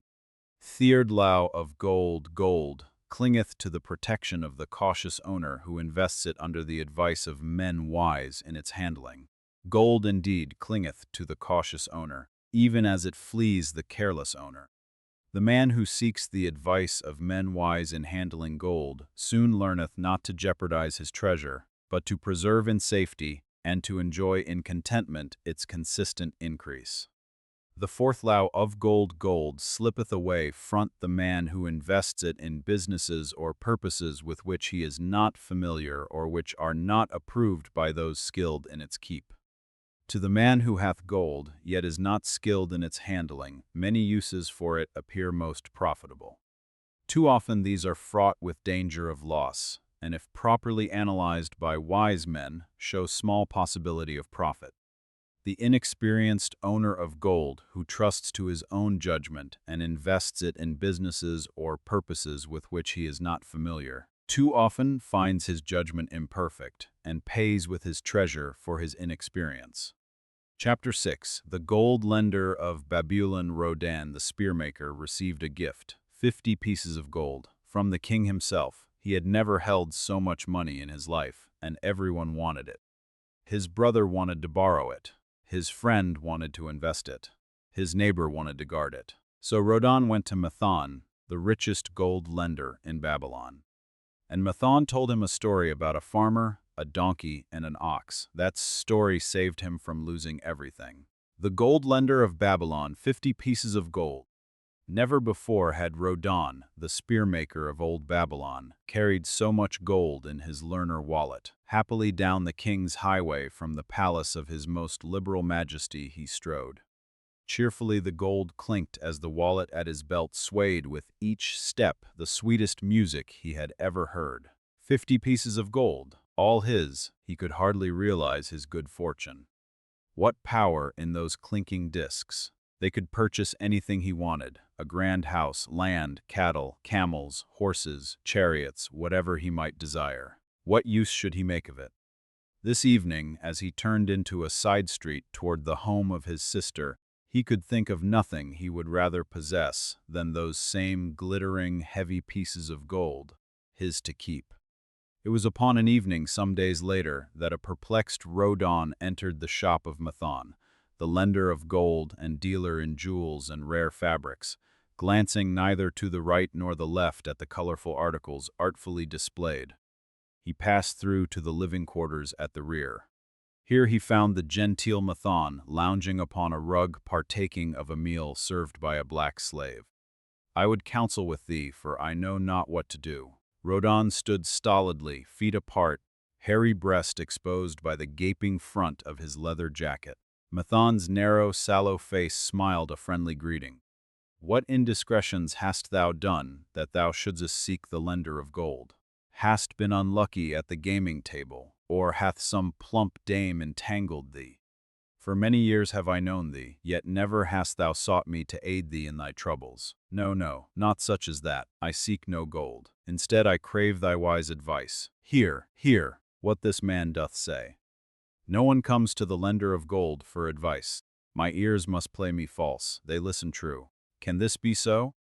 Rodan, the spearmaker, doth display more cunning than all the rest, for he comes to Mathon not for gold, but for advice. Many men come to me for gold to pay for their follies, but as for advice, they want it not. Yet who is more able to advise than the lender of gold to whom many men come in trouble? Thou shalt eat with me, Rodan, he continued. Thou shalt be my guest for the evening. Ando, he commanded of the black slave, draw up a rug for my friend, Rodan, the spearmaker, who comes for advice. He shall be mine honored guest. Bring to him much food and get for him my largest cup. Choose well of the best wine that he may have satisfaction in the drinking. Now tell me what troubles thee. It is the king's gift. The king's gift? The king did make thee a gift, and it gives thee trouble? What manner of gift? Because he was much pleased with the design I did submit to him for a new point on the spears of the royal guard, he did present me with 50 pieces of gold, and now I am much perplexed. I am beseeched each hour the sun doth travel across the sky by those who would share it with me. That is natural. More men want gold than have it, and would wish one who comes by it easily to divide. But can you not say no? Is thy will not as strong as thy fist? To many I can say no, yet sometimes it would be easier to say yes. Can one refuse to share with one's sister to whom he is deeply devoted?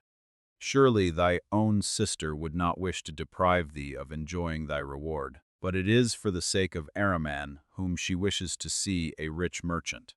She does feel that he has never had a chance, and she beseeches me to loan to him this gold, that he may become a prosperous merchant and repay me from his profits. My friend, 'tis a worthy subject thou bringest to discuss. Gold bringeth unto its possessor responsibility, and a changed position with his fellow men. It bringeth fear lest he lose it or it be tricked away from him. It bringeth a feeling of power and ability to do good. Likewise, it bringeth opportunities whereby his very good intentions may bring him into difficulties. Didst ever hear of the farmer of Nineveh who could understand the language of animals? I wot not, for 'tis not the kind of tale men like to tell over the bronze caster's forge. I will tell it to thee, for thou shouldst know that to borrowing and lending there is more than the passing of gold from the hands of one to the hands of another. This farmer, who could understand what the animals said to each other, did linger in the farmyard each evening just to listen to their words. One evening he did hear the ox bemoaning to the ass the hardness of his lot. I do labor pulling the plow from morning until night. No matter how hot the day, or how tired my legs, or how the bow doth chafe my neck, still must I work. But you are a creature of leisure. You are trapped with a colorful blanket and do nothing more than carry our master about where he wishes to go. When he goes nowhere, you do rest and eat the green grass all the day. Now the ass, in spite of his vicious heels, was a goodly fellow and sympathized with the ox. "My good friend," he replied, "you do work very hard, and I would help ease your lot. Therefore will I tell you how you may have a day of rest. In the morning, when the slave comes to fetch you to the plow, lie upon the ground and bellow much that he may say you are sick and cannot work." So the ox took the advice of the ass, and the next morning the slave returned to the farmer and told him the ox was sick and could not pull the plow. "Then," said the farmer, "hitch the ass to the plow, for the plowing must go on." All that day the ass, who had only intended to help his friend, found himself compelled to do the ox's task.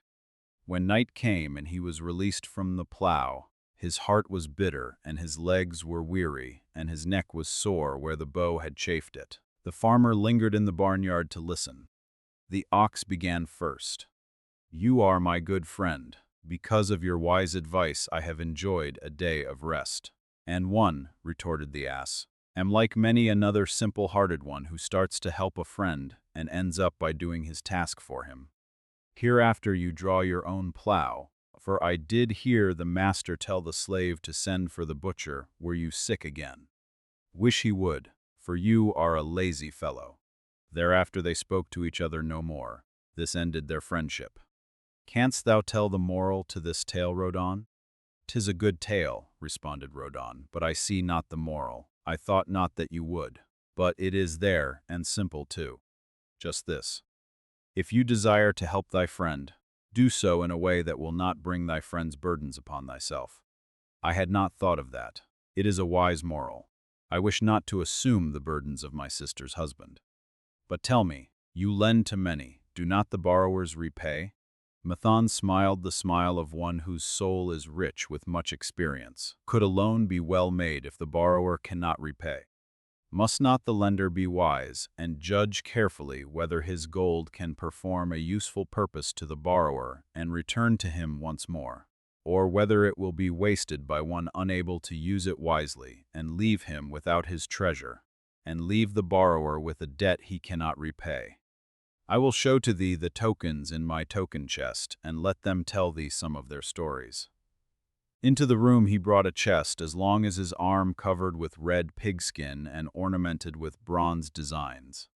He placed it upon the floor and squatted before it, both hands upon the lid. "From each person to whom I lend, I do exact a token for my token chest, to remain there until the loan is repaid. When they repay, I give it back, but if they never repay, it will always remind me of one who was not faithful to my confidence. The safest loans, my token box tells me, are to those whose possessions are of more value than the one they desire. They own lands, or jewels, or camels, or other things which could be sold to repay the loan. Some of the tokens given to me are jewels of more value than the loan. Others are promises that if the loan be not repaid as agreed, they will deliver to me certain property settlement. On loans like those, I am assured that my gold will be returned with the rental thereon, for the loan is based on property. In another class are those who have the capacity to earn.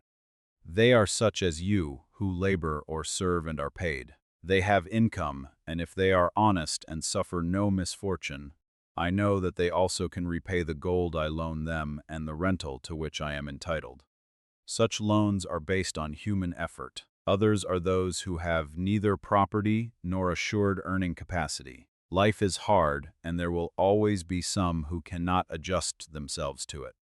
Alas for the loans I make them, even though they be no larger than a pence. My token box may censure me in the years to come, unless they be guaranteed by good friends of the borrower who know him honorable."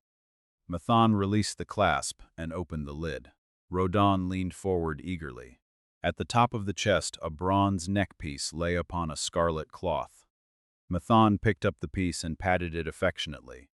This shall always remain in my token chest, because the owner has passed on into the great darkness.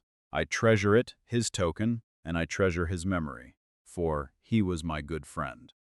We traded together with much success until out of the east he brought a woman to wed, beautiful, but not like our women, a dazzling creature. He spent his gold lavishly to gratify her desires. He came to me in distress when his gold was gone. I counseled with him. I told him I would help him to once more master his own affairs. He swore by the sign of the great bull that he would, but it was not to be. In a quarrel, she thrust a knife into the heart he dared her to pierce. And she? Questioned Rodon. Yes, of course, this was hers. He picked up the scarlet hot cloth. In bitter remorse, she threw herself into the Euphrates. These 2 loans will never be repaid. The chest tells you, Rodon, that humans in the throes of great emotions are not safe risks for the gold lender. Here. Now this is different. He reached for a ring carved of ox bone. This belongs to a farmer. I buy the rugs of his women. The locusts came, and they had not food. I helped him, and when the new crop came, he repaid me. Later he came again, and told of strange goats in a distant land, as described by a traveler. They had long hair so fine and soft it would weave into rugs more beautiful than any ever seen in Babylon. He wanted a herd, but he had no money. So I did lend him gold to make the journey and bring back goats. Now his herd is begun, and next year I shall surprise the lords of Babylon with the most expensive rugs it has been their good fortune to buy. Soon I must return his ring. He doth insist on repaying promptly. Some borrowers do that? Queried Rodon. If they borrow for purposes that bring money back to them, I find it so. But if they borrow because of their indiscretions, I warn thee to be cautious if thou wouldst ever have thy gold back in hand again. Tell me about this, picking up a heavy gold bracelet inset with jewels in rare designs. The women do appeal to my good friend, bantered Mathon.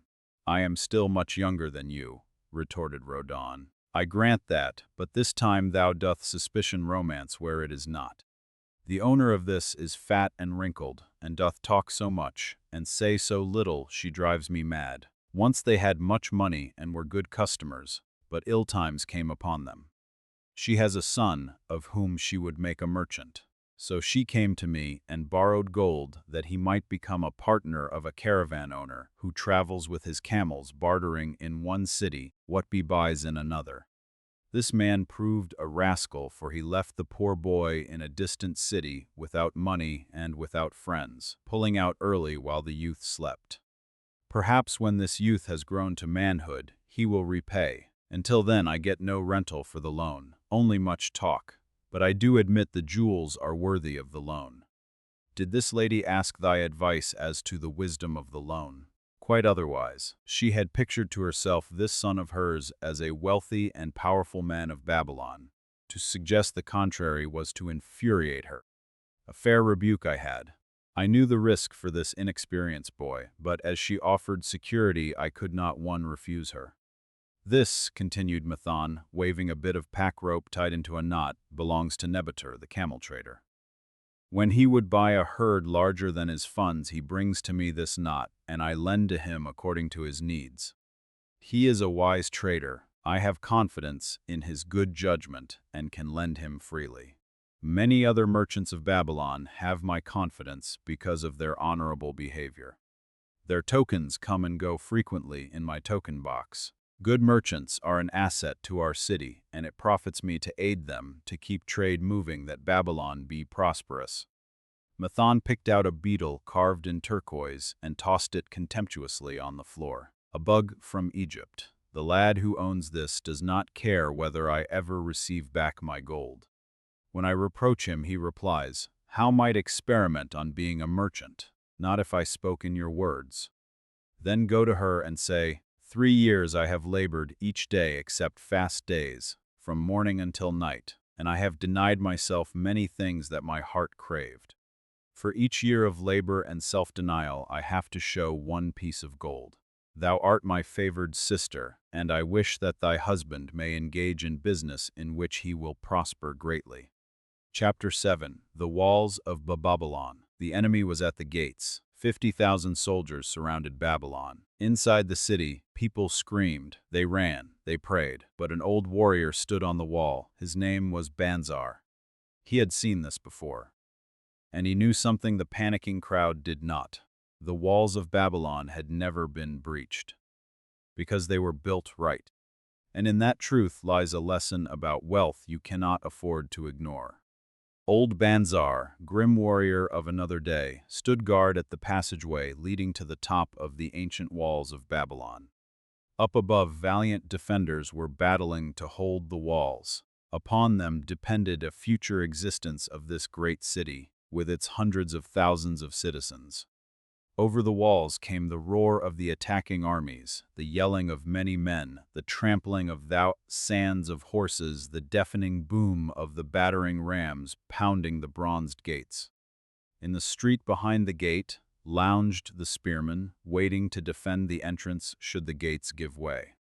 They were but few for the task. The main armies of Babylon were with their king, far away in the east on the great expedition against the Elamites. No attack upon the city having been anticipated during their absence, the defending forces were small. Unexpectedly from the north bore down the mighty armies of the Assyrians, and now the walls must hold, or Babylon was doomed. About Banzar were great crowds of citizens, white-faced and terrified, eagerly seeking news of the battle. With hushed awe they viewed the stream of wounded and dead being carried or led out of the passageway. Here was the crucial point of attack. After 3 days of circling about the city, the enemy had suddenly thrown his great strength against this section and this gate. The defenders from the top of the wall fought off the climbing platforms and the scaling ladders of the attackers with arrows, burning oil, and, if any reached the top, against the defenders, thousands of the enemy's archers poured a deadly barrage of arrows. Old Banzar had the vantage point for news. He was closest to the conflict and first to hear of each fresh repulse of the frenzied attackers. An elderly merchant crowded close to him, his palsied hands quivering. Tell me, he pleaded. They cannot get in. My sons are with the good king. There is no one to protect my old wife. My goods they will steal all. My food they will leave nothing. We are old, too old to defend ourselves, too old for slaves. We shall starve, we shall die. Tell me they cannot get in. Calm thyself, good merchant, the guard responded. The walls of Babylon are strong. Go back to the bazaar and tell your wife that the walls will protect you and all of your possessions as safely as they protect the rich treasures of the king. Keep close to the walls, lest the arrows flying over strike you. A woman with a babe in arms took the old man's place as he withdrew. Sergeant, what news from the top? Tell me truly that I may reassure my poor husband. He lies with fever from his terrible wounds, yet insists upon his armor and his spear to protect me who am with child. Terrible, he says, will be the vengeful lust of our enemies should they break in. Be thou of good heart, thou mother that is, and is again to be, the walls of Babylon will protect you and your babes. They are high and strong. Hear ye not the yells of our valiant defenders as they empty the cauldrons of burning oil upon the ladder scalers? Yes, that do I hear, and also the roar of the battering rams that do hammer at our gates. Back to thy husband. Tell him the gates are strong and withstand the rams. Also that the scalers climb the walls but to receive the waiting spear thrust. Watch thy way and hasten behind yon buildings. Banzar stepped aside to clear the passage for heavily armed reinforcements, as, with clanking bronze shields and heavy tread, they tramped by, a small girl plucked at his girdle. Tell me please, soldier, are we safe? She pleaded. I hear the awful noises. I see the men all bleeding. I am so frightened. What will become of our family, of my mother, little brother, and the baby? The grim old campaigner blinked his eyes and thrust forward his chin as he beheld the child. Be not afraid, little one, he reassured her. The walls of Babylon will protect you and mother and little brother and the baby. It was for the safety of such as you that the good Queen Semiramis built them over 100 years ago. Never have they been broken through. Go back and tell your mother and little brother and the baby that the walls of Babylon will protect them, and they need have no fear." Day after day, old Banzar stood at his post and watched the reinforcements file up the passageway, there to stay and fight until wounded or dead they came down once more. Around him, unceasingly crowded the throngs of frightened citizens eagerly seeking to learn if the walls would hold. To all he gave his answer with the fine dignity of an old soldier: "The walls of Babylon will protect you." For 3 weeks and 5 days the attack waged with scarcely ceasing violence. Harder and grimmer set the jaw of Banzar as the passage behind, wet with the blood of the many wounded, was churned into mud by the never-ceasing streams of men passing up and staggering down. Each day the slaughtered attackers piled up in heaps before the wall. Each night they were carried back and buried by their comrades. Upon the 5th night of the 4th week, the clamor without diminished. The first streaks of daylight, illuminating the plains, disclosed great clouds of dust raised by the retreating armies. My shout went up from the defenders. There was no mistaking its meaning. It was repeated by the waiting troops behind the walls. It was echoed by the citizens upon the streets. It swept over the city with the violence of a storm. People rushed from the houses. The streets were jammed with a throbbing mob. The pent-up fear of weeks found an outlet in the wild chorus of joy. From the top of the high tower of the Temple of Bel burst forth the flames of victory. Skyward floated the column of blue smoke to carry the message far and wide. The walls of Babylon had once again repulsed a mighty and vicious foe determined to loot her rich treasures and to ravish and enslave her citizens. Babylon endured century after century because it was fully protected. It could not afford to be otherwise. The walls of Babylon were an outstanding example of man's need and desire for protection. This desire is inherent in the human race. It is just as strong today as it ever was, but we have developed broader and better plans to accomplish the same purpose. In this day, behind the impregnable walls of insurance, savings accounts, and dependable investments, we can guard ourselves against the unexpected tragedies that may enter any door and seat themselves before any fireside. We cannot afford TOBEWITHOUT adequate protection. Chapter 8. The Camel Trader of Babylon. His name was Dabasir, and he was a slave. He had been a rich man once. Then he lost everything. His debts crushed him. His wife left him. He ran away from Babylon in shame and ended up in the desert, in chains. But something happened to Dabasir in that desert. Something that turned a broken debtor into one of the richest camel traders in Babylon. His story is the greatest debt recovery plan ever written. The Camel Trader of Babylon. The hungrier one becomes, the clearer one's mind works. Also, the more sensitive one becomes to the odors of food. Tarkad, the son of Azure, certainly thought so. For 2 whole days he had tasted no food, except 2 small figs purloined from over the wall of a garden. Not another could he grab before the angry woman rushed forth and chased him down the street. Her shrill cries were still ringing in his ears as he walked through the marketplace. They helped him to restrain his restless fingers from snatching the tempting fruits from the baskets of the market women. Never before had he realized how much food was brought to the markets of Babylon and how good it smelled. Leaving the market, he walked across to the inn and paced back and forth in front of the eating house. Perhaps here he might meet someone he knew, someone from whom he could borrow a copper that would gain him a smile from the unfriendly keeper of the inn and a liberal helping. Without the copper, he knew all too well how unwelcome he would be. In his abstraction, he unexpectedly found himself face to face with the one man he wished most to avoid, the tall, bony figure of Dabasir, the camel trader.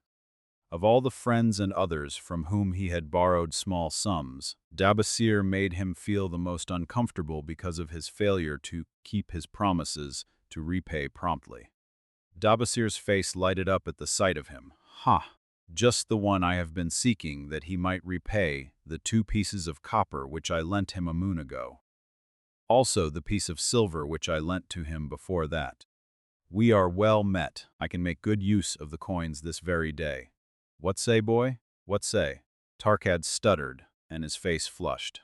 He had naught in his empty stomach to nerve him to argue with the outspoken Dabasir. "I am sorry, very sorry," he mumbled weakly, "but this day I have neither the copper nor the silver with which I could repay." "Then get it," Dabasir insisted. "Surely thou canst get hold of a few coppers and a piece of silver to repay the generosity of an old friend of thy father, who aided thee whence thou wast in need. 'Tis because ill fortune does pursue me that I cannot pay." "Ill fortune, wouldst blame the gods for thine own weakness? Ill fortune pursues every man who thinks more of borrowing than of repaying. Come with me, boy, while I eat. I am hungry, and I would tell thee a tale." Tarkad flinched from the brutal frankness of Dabasir, but here at least was an invitation to enter the coveted doorway of the eating-house. Dabasir pushed him to a far corner of the room where they seated themselves upon small rugs. Dabasir addressed him with his usual freedom. "Fat lizard of the desert, bring to me a leg of the goat, very brown with much juice, and bread and all of the vegetables, for I am hungry and want much food. Do not forget my friend here. Bring to him a jug of water. Have it cooled, for the day is hot." Tarkad's heart sank. Must he sit here and drink water while he watched this man devour an entire goat leg? He said nothing. He thought of nothing he could say.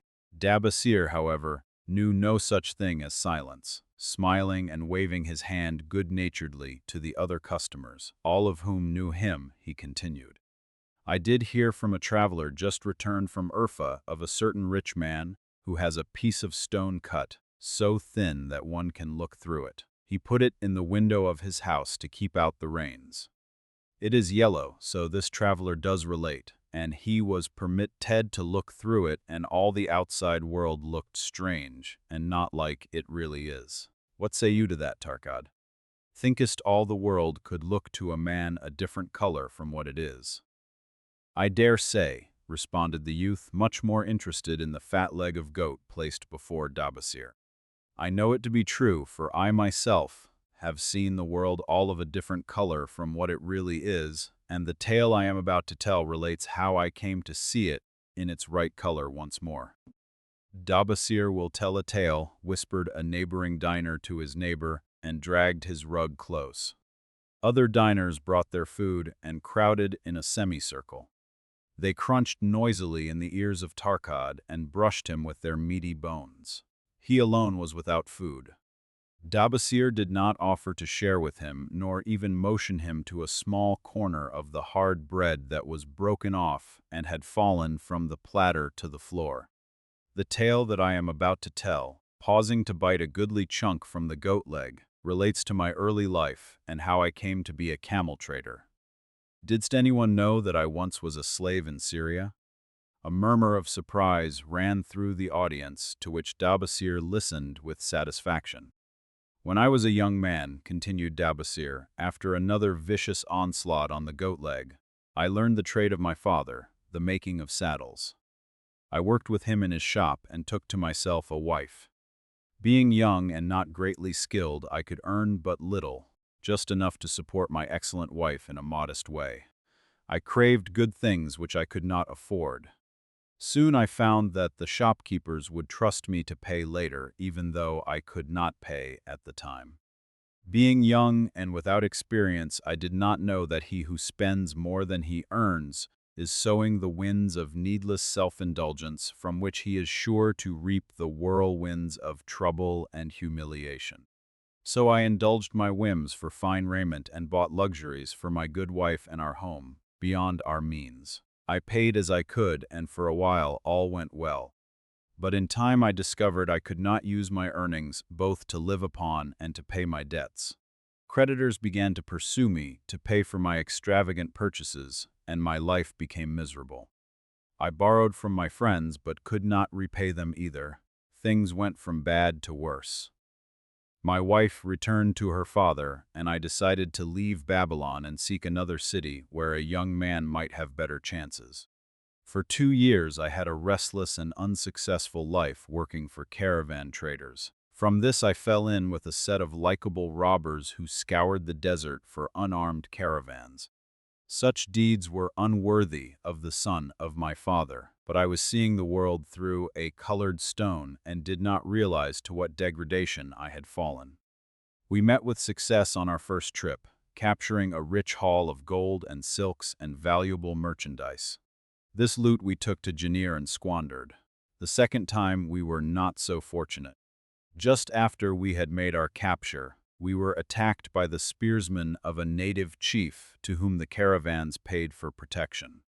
Our 2 leaders were killed, and the rest of us were taken to Damascus, where we were stripped of our clothing and sold as slaves. I was purchased for 2 pieces of silver by a Syrian desert chief.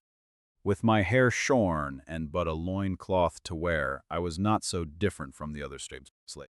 Being a reckless youth, I thought it merely an adventure until my master took me before his 4 wives and told them they could have me for a eunuch. Then, indeed, did I realize the hopelessness of my situation. These men of the desert were fierce and warlike. I was subject to their will without weapons or means of escape. Fearful I stood as those 4 women looked me over. I wondered if I could expect pity from them. Sirah, the first wife, was older than the others. Her face was impassive as she looked upon me. I turned from her with little consolation. The next was a contemptuous beauty who gazed at me as indifferently as if I had been a worm of the earth. The 2 younger ones tittered as though it were all an exciting joke. Seemed an age that one stood waiting sentence. Each woman appeared willing for the others to decide. Finally, Sirah spoke up in a cold voice. Of eunuchs we have plenty, but of camel tenders we have few, and they are a worthless lot. Even this day I would visit my mother, who is sick with the fever, and there is no slave I would trust to lead my camel. Ask this slave if he can lead a camel. My master thereupon questioned me, "What know you of camels?" Striving to conceal my eagerness, "I can make them kneel, I can load them, I can lead them on long trips without tiring. If need be, I can repair their trappings." "The slave speaks forward enough," observed my master. "If thou so desire, take this man for thy camel tender." So I was turned over to Sirah, and that day one led her camel upon a long journey to her sick mother. I took the occasion to thank her for her intercession, and also to tell her that I was not a slave by birth, but the son of a freeman, an honorable saddle-maker of Babylon. I also told her much of my story. Her comments were disconcerting to me, and one pondered much afterward on what she said. How can you call yourself a free man when your weakness has brought you to this? If a man has in himself the soul of a slave, will he not become one no matter what his birth, even as water seeks its level? If a man has within him the soul of a free man, will he not become respected and honored in his own city in spite of his misfortune? For over a year I was a slave and lived with the slaves, but I could not become as one of them. One day Sirah asked me, "In the even time when the other slaves can mingle and enjoy the society of each other, why dost thou sit in thy tent alone?" To which I responded, "I am pondering what you have said to me. I wonder if I have the soul of a slave. I cannot join them, so I must sit apart." "T2 must sit apart," she confided. "My dowry was large, and my lord married me because of it. Yet he does not desire me. What every woman longs for is to be desired. Because of this, and because I am barren and have neither son nor daughter, must I sit apart. Were I a man, I would rather die than be such a slave. But the conventions of our tribe make slaves of women. What think thou of me by this time?" I asked her suddenly. "Have I the soul of a man, or have I the soul of a slave?" "Have you a desire to repay the just debts you owe in Babylon?" she parried. "I have the desire, but I see no way. If thou contentedly let the years slip by and make no effort to repay, then thou hast but the contemptible soul of a slave. No man is otherwise who cannot respect himself, and no man can respect himself who does not repay honest debts. But what can I do who am a slave in Syria? Stay a slave in Syria, thou weakling." "I am not a weakling," I denied hotly. "Then prove it. How? Does not thy great king fight his enemies in every way he can and with every force he has? Thy debts are thy enemies. They ran thee out of Babylon. You left them alone, and they grew too strong for thee. Hadst fought them as a man, thou couldst have conquered them, and been one honored among the townspeople. But thou had not the soul to fight them, and behold thy pride hast gone down until thou art a slave in Syria. Much I thought over her unkind accusations of Babylon, Sirrah had said. Yes, it was so. Why had I refused to stand my ground like a man? Why had I permitted my wife to go back to her father? Then a strange thing happened. All the world seemed to be of a different color, as though I had been looking at it through a colored stone, which had suddenly been removed. At last I saw the true values in life. Die in the desert. Not I. With a new vision, I saw the things that I must do. First, I would go back to Babylon and face every man to whom I owed an unpaid debt. I should tell them that after years of wandering and misfortune, I had come back to pay my debts as fast as the gods would permit.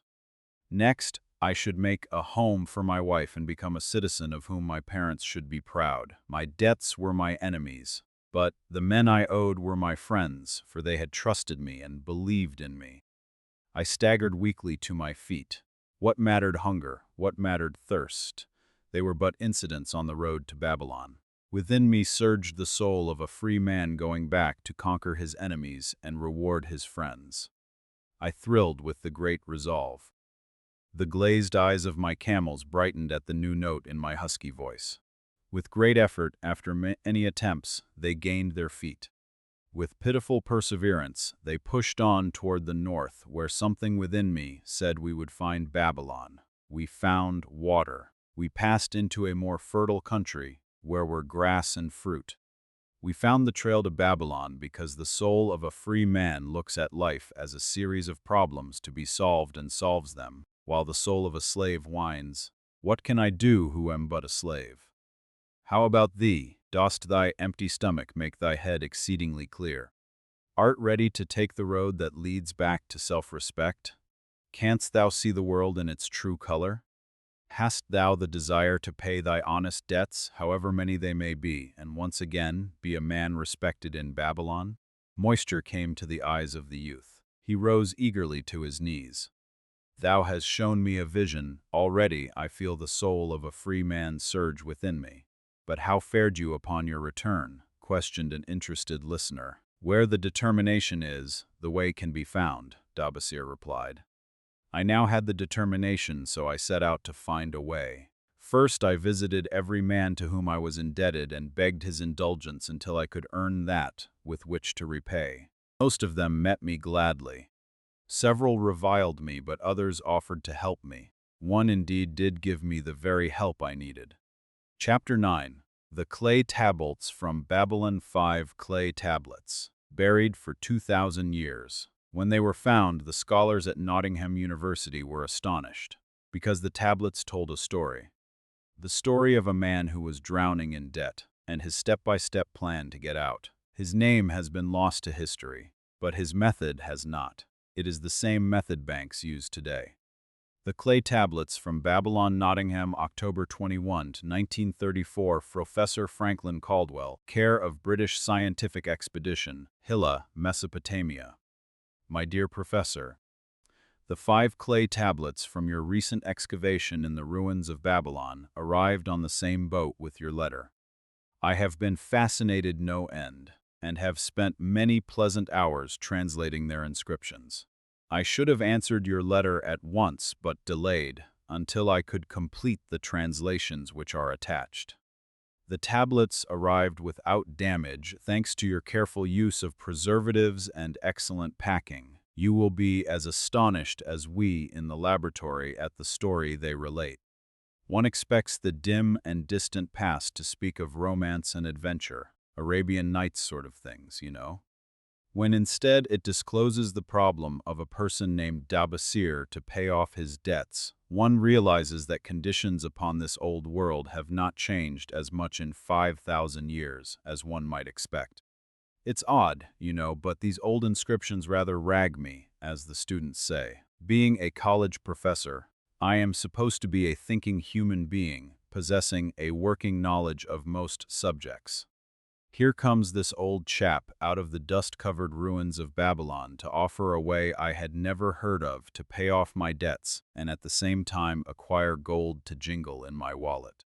Pleasant thought, I say, and interesting to prove whether it will work as well nowadays as it did in old Babylon. Mrs.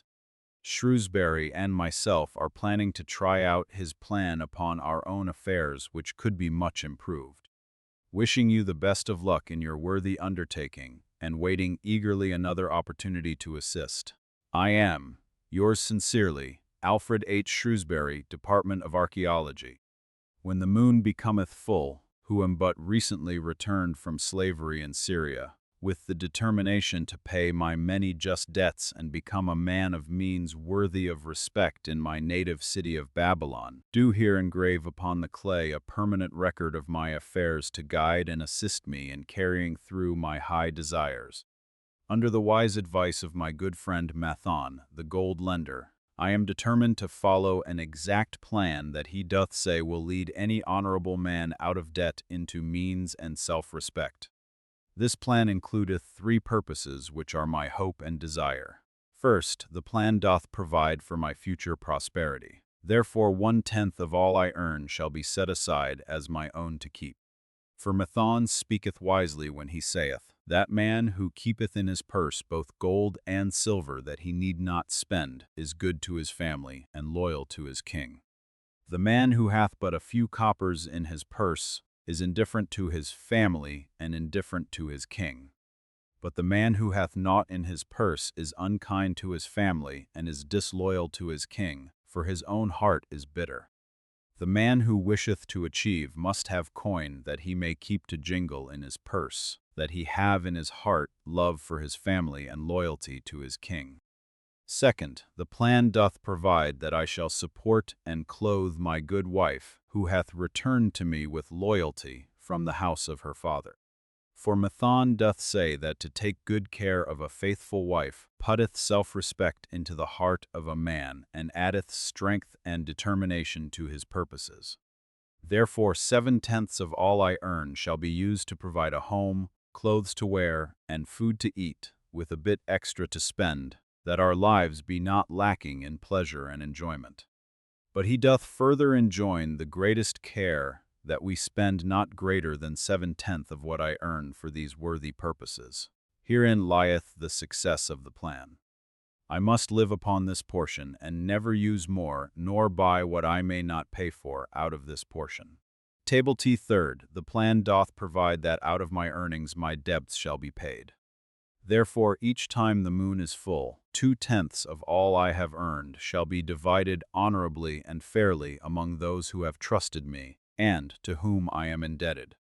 Thus in due time will all my indebtedness be surely paid. Therefore do I here engrave the name of every man to whom I am indebted and the honest amount of my debt. Faru, the cloth weaver, 2 silver, 6 copper. Shijar, the couchmaker, 1 silver. Amar, my friend, 3 silver, 1 copper. Zankar, my friend, 4 silver, 7 copper. Askamir, my friend, 1 silver, 3 copper. Haransur, the jewel maker, 6 silver, 2 copper. Diarbakir, my father's friend, 4 silver, 1 copper. Alkahad, the house owner, 14 silver. Mathon, the gold lender, 9 silver. Birajik, the farmer, I silver, 7 copper. From here on, disintegrated. Cannot be deciphered. Table 3. To these creditors do I owe in total 119 pieces of silver and 141 pieces of copper. Because I did owe these sums and saw no way to repay, in my folly I did permit my wife to return to her father and didst leave my native city and seek easy wealth elsewhere, only to find disaster and to see myself sold into the degradation of slavery. Now that Mathon doth show me how I can repay my debts in small sums of my earnings, do I realize the great extent of my folly in running away from the results of my extravagances. Therefore have I visited my creditors and explained to them that I have no resources with which to pay except my ability to earn, and that I intend to apply 2/10 of all I earn upon my indebtedness evenly and honestly. This much can I pay, but no more. Therefore, if they be patient, in time my obligations will be paid in full. Amar, whom I thought my best friend, reviled me bitterly, and I left him in humiliation. Birajik, the farmer, pleaded that I pay him first, as he didst badly need help. Al-Kahad, the house owner, was indeed disagreeable and insisted that he would make me trouble unless I did soon settle in full with him. All the rest willingly accepted my proposal. Therefore am I more determined than ever to carry through, being convinced that it is easier to pay one's just debts than to avoid them. Even though I cannot meet the needs and demands of a few of my creditors, I will deal impartially with all. Table 4 again, the moon shines full. I have worked hard with a free mind. My good wife hath supported my intentions to pay my creditors. Because of our wise determination, I have earned during the past moon, buying camels of sound wind and good legs, for Nebutter, the sum of 19 pieces of silver. This I have divided according to the plan. 1/10 have I set aside to keep as my own. 7/10 have I divided with my good wife to pay for our living. 2/10 have I divided among my creditors as evenly as could be done in coppers. I did not see Amar but left it with his wife. Birajik was so pleased he would kiss my hand. Old Al-Kahad alone was grouchy and said I must pay faster. To which I replied that if I were permitted to be well fed and not worried, that alone would enable me to pay faster. All the others thanked me and spoke well of my efforts. At the end of one moon, my indebtedness is reduced by almost 4 pieces of silver, and I possess almost 2 pieces of silver besides, upon which no man hath claim. My heart is lighter than it hath been for a long time. Again the moon shines full. I have worked hard, but with poor success. Few camels have I been able to buy. Only 11 pieces of silver have I earned. Nevertheless, my good wife and I have stood by the plan, even though we have bought no new raiment and eaten little but herbs. Again, I paid ourselves on 1/10 of the 11 pieces, while we lived upon 7/10. I was surprised when Amar commended my payment, even though small. So did Birajik. Al-Kahad flew into a rage, but when told to give back his portion if he did not wish it, he became reconciled. The others, as before, were content.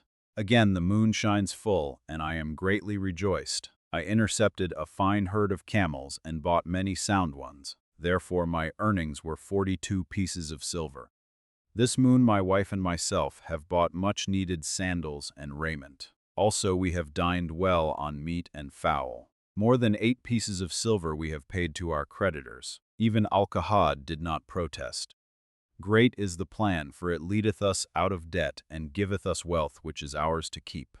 3 times the moon had been full since I last carved upon this clay. Each time I paid to myself 1/10 of all I earned. Each time my good wife and I have lived upon 7/10, even though at times it was difficult. Each time have I paid to my creditors 2/10. In my purse I now have 21 pieces of silver that are mine. It maketh my head to stand straight upon my shoulders, and maketh me proud to walk among my friends. My wife keepeth well our home, and is becomingly gowned. We are happy to live together. The plan is of untold value. Hath it not made an honorable man of an ex-slave? Table 5 again, the moon shines full, and I remember that it is long since I carved upon the clay. 12 moons in truth have come and gone. But this day I will not neglect my record, because upon this day I have paid the last of my debts. This is the day upon which my good wife and my thankful self celebrate with great feasting that our determination hath been achieved. Many things occurred upon my final visit to my creditors that I shall long remember. Amar begged my forgiveness for his unkind words and said that I was one of all wise old chap, put it in a way that helped to bring around the rest. If you pay for all you buy, and then pay some an what you owe, that is better than you have done, for ye ain't paid down the account none in 3 years. Finally, I secured all their names to an agreement binding them not to molest us as long as the 20% of income was paid regularly. Then we began scheming on how to live upon 70%. We were determined to keep that extra 10% to jingle. The thought of silver and possibly gold was most alluring. It was like having an adventure to make the change. We enjoyed figuring this way and that, to live comfortably upon that remaining 70%. We started with rent and managed to secure a fair reduction. Next, we put our favorite brands of tea and such under suspicion and were agreeably surprised how often we could purchase superior qualities at less cost. It is too long a story for a letter, but anyhow it did not prove difficult. We managed and right cheerfully at that. What a relief it proved to have our affairs in such a shape we were no longer persecuted by past due accounts. I must not neglect, however, to tell you about that extra 10% we were supposed to jingle. Well, we did jingle it for some time. Now don't laugh too soon. You see, that is the sporty part. It is the real fun, to start accumulating money that you do not want to spend. There is more pleasure in running up such a surplus than there could be in spending it. After we had jingled to our heart's content, we found a more profitable use for it. We took up an investment upon which we could pay that 10% each month. This is proving to be the most satisfying part of our regeneration. It is the first thing we pay out of my check. There is a most gratifying sense of security to know our investment is growing steadily. By the time my teaching days are over, it should be a snug sum, large enough so the income will take care of us from then on. All this out of my same old check. Difficult to believe, yet absolutely true. All our debts being gradually paid, and at the same time our investment increasing. Besides, we get along, financially, even better than before. Who would believe there could be such a difference in results between following a financial plan and just drifting along? At the end of the next year, when all our old bills shall have been paid, we will have more to pay upon our investment besides some extra for travel. We are determined never again to permit our living expenses to exceed 70% of our income. Now you can understand why we would like to extend our personal thanks to that old chap whose plan saved us from our hell on earth. He knew. He had been through it all. He wanted others to benefit from his own bitter experiences. That is why he spent tedious hours carving his message upon the clay. He had a real message for fellow sufferers, a message so important that after 5,000 years it has risen out of the ruins of Babylon, just as true and just as vital as the day it was buried. Yours sincerely, Alfred H. Shrewsbury, Department of Archaeology. Chapter 10. The luckiest man in Babylon, Sharu Nada, was the richest merchant in Babylon. His caravans crossed the desert, his gold filled the coffers. Everyone said he was the luckiest man in Babylon. But Sharu Nada knew the truth. He had once been a slave boy in a strange city, with nothing but the clothes on his back, and he had risen from that pit to become a prince of commerce. His secret? A single word that changed his life forever. The luckiest man in Babylon. At the head of his caravan proudly rode Sharu Nada, the merchant prince of Babylon. He liked fine cloth and wore rich and becoming robes. He liked fine animals and sat easily upon his spirited Arabian stallion. To look at him, one would hardly have guessed his advanced years. Certainly they would not have suspected that he was inwardly troubled. The journey from Damascus is long, and the hardships of the desert many. These he minded not. The Arab tribes are fierce and eager to loot rich caravans. These he feared not, for his many fleet-mounted guards were a safe protection. About the youth at his side, whom he was bringing from Damascus, was he disturbed. This was Hadan Gula, the grandson of his partner of other years, Arad Gula, to whom he felt he owed a debt of gratitude which could never be repaid. He would like to do something for this grandson, but the more he considered this, the more difficult it seemed because of the youth himself. Eyeing the young man's rings and earrings, he thought to himself, "He thinks jewels are for men, still he has his grandfather's strong face." But his grandfather wore no such gaudy robes. I sought him to come, hoping I might help him get a start for himself and get away from the wreck his father has made of their inheritance. Hadan Gula broke in upon his thoughts. "Why dost thou work so hard, riding always with thy caravan upon its long journeys? Dost thou never take time to enjoy life? Sharunada smiled. To enjoy life? He repeated. What wouldst thou do to enjoy life if thou wert Sharunada? If I had wealth equal to thine, I would live like a prince. Never across the hot desert would I ride. I would spend the shekels as fast as they came to my purse. I would wear the richest of robes and the rarest of jewels. That would be a life to my liking, a life worth living. Both men laughed. Thy grandfather wore no jewels, Sharunada spoke before he thought, then continued jokingly, Wouldst thou leave no time for work? Work was made for slaves, Hadangula responded. Sharunada bit his lip but made no reply, riding in silence until the trail led them to the slope. Here he reined his mount and pointing to the green valley far away. See, there is the valley. Look far down, and thou canst faintly see the walls of Babylon. The tower is the temple of Bel. If thine eyes are sharp, thou mayest even see the smoke from the eternal fire upon its crest. So that is Babylon? Always have I longed to see the wealthiest city in all the world, Hadangula commented. Babylon, where my grandfather started his fortune. Would he were still alive. We would not be so sorely pressed. Why wish his spirit to linger on earth beyond its allotted time? Thou and thy father can well carry on his good work. Alas, of us, neither has his gift. Father and myself know not his secret for attracting the golden shekels. Sharunada did not reply but gave rein to his mount and rode thoughtfully down the trail to the valley. Behind them followed the caravan in a cloud of reddish dust. Some time later, they reached the king's highway and turned south through the irrigated farms. 3 old men plowing a field caught Sharunada's attention. They seemed strangely familiar. How ridiculous! One does not pass a field after 40 years and find the same men plowing there. Yet something within him said they were the same. One, with an uncertain grip, held the plow. The others laboriously plodded beside the oxen, ineffectually beating them with their barrel staves to keep them pulling. 40 years ago he had envied these men. How gladly he would have exchanged places, but what a difference now. With pride he looked back at his trailing caravan, well-chosen camels and donkeys, loaded high with valuable goods from Damascus.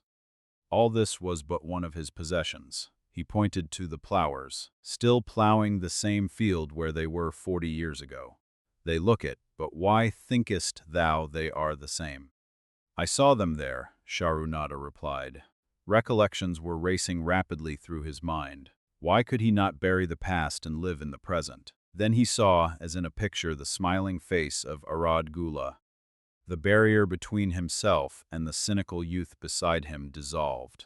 But how could he help such a superior youth with his spendthrift ideas and bejeweled hands?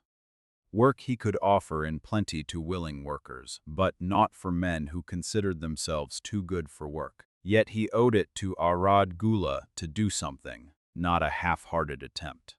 He and Aradgula had never done things that way. They were not that sort of men. A plan came almost in a flash. There were objections. He must consider his own family and his own standing. It would be cruel. It would hurt. Being a man of quick decisions, he waived objections and decided to act. Wouldst thou be interested in hearing how thy worthy grandfather and myself joined in the partnership which proved so profitable? He questioned. Why not just tell me how thou madest the golden shekels? That is all I need to know, the young man parried. Sharunada ignored the reply and continued. We start with those men plowing. I was no older than thou.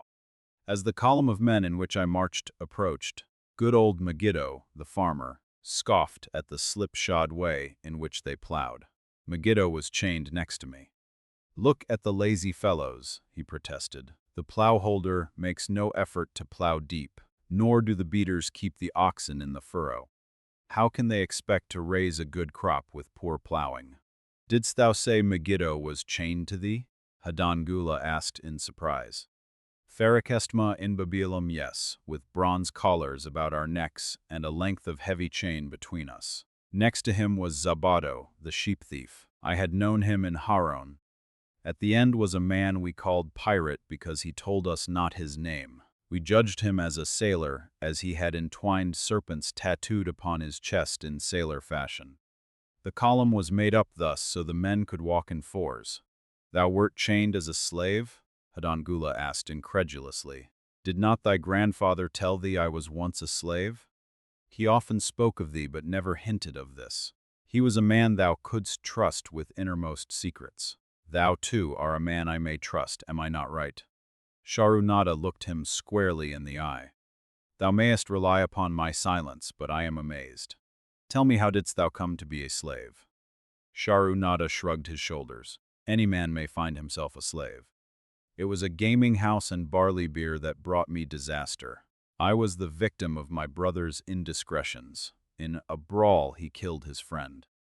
I was bonded to the widow by my father, desperate to keep my brother from being prosecuted under the law. When my father could not raise the silver to free me, she in anger sold me to the slave dealer. What a shame and injustice, Hadangula protested. But tell me, how didst thou regain freedom? We shall come to that, but not yet. Let us continue my tale. As we passed, the plowers jeered at us.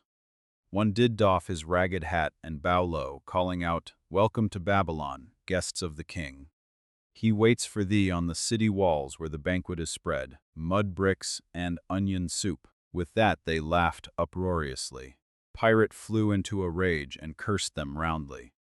"What do those men mean by the king awaiting us on the walls?" I asked him. "To the city walls ye march to carry bricks until the back breaks. Maybe they beat thee to death before it breaks. They won't beat me. I'll kill 'em." Then Megiddo spoke up. "It doesn't make sense to me to talk of masters beating willing, hard-working slaves to death. Masters like good slaves and treat them well." "Who wants to work hard?" commented Zabato. "Those plowers are wise fellows. They're not breaking their backs. Just letting on as if they be." "Thou can't get ahead by shirking," Megiddo protested. "If thou plow a hectare, that's a good day's work and any master knows it. But when thou plow only a half, that's shirking. I don't shirk. I like to work, and I like to do good work, for work is the best friend I've ever known. It has brought me all the good things I've had, my farm and cows and crops, everything." "Yeah, and where be these things now?" scoffed Zabato. "Figure it pays better to be smart and get by without working." "You watch Zabato. If we're sold to the walls, he'll be carrying the water bag, or some easy job when thou who like to work will be breaking thy back carrying bricks." He laughed his silly laugh. Terror gripped me that night. I could not sleep. I crowded close to the guard rope, and when the others slept, I attracted the attention of Gadoso, who was doing the first guard watch. He was one of those brigand Arabs, the sort of rogue who, if he robbed thee of thy purse, would think he must also cut thy throat. "Tell me, Gadoso," I whispered, "when we get to Babylon, will we be sold to the walls?" "Why want to know?" he questioned cautiously. "Canst thou not understand?" I pleaded. "I am young. I want to live. I don't want to be worked, or I beaten to death on the walls. Is there any chance for me to get a good master?" he whispered back. "I tell something. Thou good fellow, give Gadoso no trouble. Most times we go first to slave market. Listen now. When buyers come, tell 'em you good worker, like to work hard for good master. Make 'em want to buy. You not make 'em buy. Next day you carry brick. Mighty hard work." After he walked away, I lay in the warm sand looking up at the stars and thinking about work. What Megiddo had said about it being his best friend made me wonder if it would be my best friend. Certainly it would be if it helped me out of this. When Megiddo awoke, I whispered my good news to him. It was our one ray of hope as we marched toward Babylon. Late in the afternoon, we approached the walls and could see the lines of men, like black ants, climbing up and down the steep diagonal paths. As we drew closer, we were amazed at the thousands of men working. Some were digging in the moat, others mixed the dirt into mud bricks. The greatest number were carrying the bricks in large baskets up those steep trails to the masons. Overseers cursed the laggard's arid, cracked bull. The famous works of ancient Babylon, hanging gardens and great canals, were built by slave labor, mainly prisoners of war, which explains the inhuman treatment they received. This force of workmen also included many citizens of Babylon and its provinces who had been sold into slavery because of crimes or financial troubles. It was a common custom for men to put themselves, their wives, or their children up as a bond to guarantee payment of loans, legal judgments, or other obligations. In case of default, those so bonded were sold into slavery. Lock whips over the backs of those who failed to keep in line. Poor, worn-out fellows were seen to stagger and fall beneath their heavy baskets, unable to rise again. If the lash failed to bring them to their feet, they were pushed to the side of the paths and left writhing in agony. Soon they would be dragged down to join other craven bodies beside the roadway to await unsanctified graves. As I beheld the ghastly sight, I shuddered. So this was what awaited my father's son if he failed at the slave market. Godoso had been right. We were taken through the gates of the city to the slave prison, and next morning marched to the pens in the market. Here the rest of the men huddled in fear, and only the whips of our guard could keep them moving so the buyers could examine them. Megiddo and myself eagerly talked to every man who permitted us to address him. The slave dealer brought soldiers from the king's guard who shackled Pirate and brutally beat him when he protested. As they led him away, I felt sorry for him. Megiddo felt that we would soon part. When no buyers were near, he talked to me earnestly to impress upon me how valuable work would be to me in the future. Some men hate it. They make it their enemy. Better to treat it like a friend, make thyself like it. Don't mind because it is hard. If thou thinkest about what a good house thou build, then who cares if the beams are heavy and it is far from the well to carry the water for the plaster? Promise me, boy, if thou get a master, work for him as hard as thou canst. If he does not appreciate all thou do, never mind. Remember, work, well done, does good to the man who does it. It makes him a better man. He stopped as a burly farmer came to the enclosure and looked at us critically.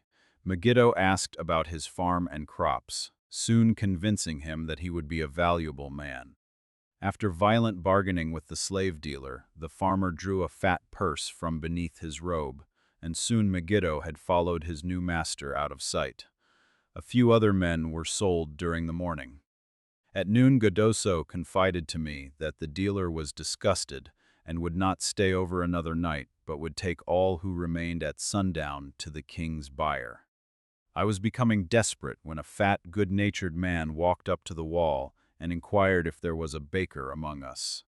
I approached him, saying, "Why should a good baker like thyself seek another baker of inferior ways? Would it not be easier to teach a willing man like myself thy skilled ways? Look at me. I am young, strong, and like to work. Give me a chance, and I will do my best to earn gold and silver for thy purse." He was impressed by my willingness and began bargaining with the dealer, who had never noticed me since he had bought me, but now waxed eloquent on my abilities, good health, and good disposition. I felt like a fat ox being sold to a butcher. At last, much to my joy, the deal was closed. I followed my new master away, thinking I was the luckiest man in Babylon. My new home was much to my liking. Taught me how to grind the barley in the stone bowl that stood in the courtyard, how to build the fire in the oven, and then how to grind very fine the sesame flour for the honey cakes. Chapter 11. An historical sketch of Babylon, the richest city in history. Not New York, not London, not Dubai, Babylon. In its golden age, no city on earth could match its wealth. Its walls were so wide, chariots could race along the top. Its hanging gardens were one of the 7 wonders of the world. Its people were the richest of their time, and then it vanished, buried under sand for 2,000 years. But its secrets survived, because they were carved in clay. An historical sketch of Babylon. In the pages of history there lives no city more glamorous than Babylon. Its very name conjures visions of wealth and splendor. Its treasures of gold and jewels were fabulous. One naturally pictures such a wealthy city as located in a suitable setting of tropical luxury, surrounded by rich natural resources of forests and mines. Such was not the case. It was located beside the Euphrates River in a flat, arid valley. It had no forests, no mines, not even stone for building. It was not even located upon a natural trade route. The rainfall was insufficient to raise crops. Babylon is an outstanding example of man's ability to achieve great objectives, using whatever means are at his disposal. All of the resources supporting this large city were man-developed. All of its riches were man-made. Babylon possessed just two natural resources, a fertile soil and water in the river. With one of the greatest engineering accomplishments of this or any other day, Babylonian engineers diverted the waters from the river by means of dams and immense irrigation canals. Far out across that arid valley went these canals to pour the life-giving waters over the fertile soil. This ranks among the first engineering feats known to history. Such abundant crops as were the reward of this irrigation system the world had never seen before. Fortunately, during its long existence, Babylon was ruled by successive lines of kings, to whom conquest and plunder were but incidental. While it engaged in many wars, most of these were local or defensive against ambitious conquerors from other countries who coveted the fabulous treasures of Babylon. The outstanding rulers of Babylon live in history because of their wisdom, enterprise, and justice. Babylon produced no strutting monarchs who sought to conquer the known world that all nations might pay homage to their egotism. As a city, Babylon exists no more. When those energizing human forces that built and maintained the city for thousands of years were withdrawn, it soon became a deserted ruin. The site of the city is in Asia, about 600 miles east of the Suez Canal, just north of the Persian Gulf. The latitude is about 30 degrees above the equator, practically the same as that of Yuma, Arizona. It possessed a climate similar to that of this American city, hot and dry. Today, this valley of the Euphrates, once a populous irrigated farming district, is again a wind-swept arid waste. Scant grass and desert shrubs strive for existence against the wind-blown sands. Gone are the fertile fields, the mammoth cities, and the long caravans of rich merchandise. Nomadic bands of Arabs, securing a scant living by tending small herds, are the only inhabitants. Such it has been since about the beginning of the Christian era. Dotting this valley are earthen hills. For centuries, they were considered by travelers to be nothing else. The attention of archaeologists were finally attracted to them because of broken pieces of pottery and brick washed down by the occasional rainstorms. Expeditions, financed by European and American museums, were sent here to excavate and see what could be found. Picks and shovels soon proved these hills to be ancient cities. City graves, they might well be called. Babylon was one of these. Over it for something like 20 centuries, the winds had scattered the desert dust.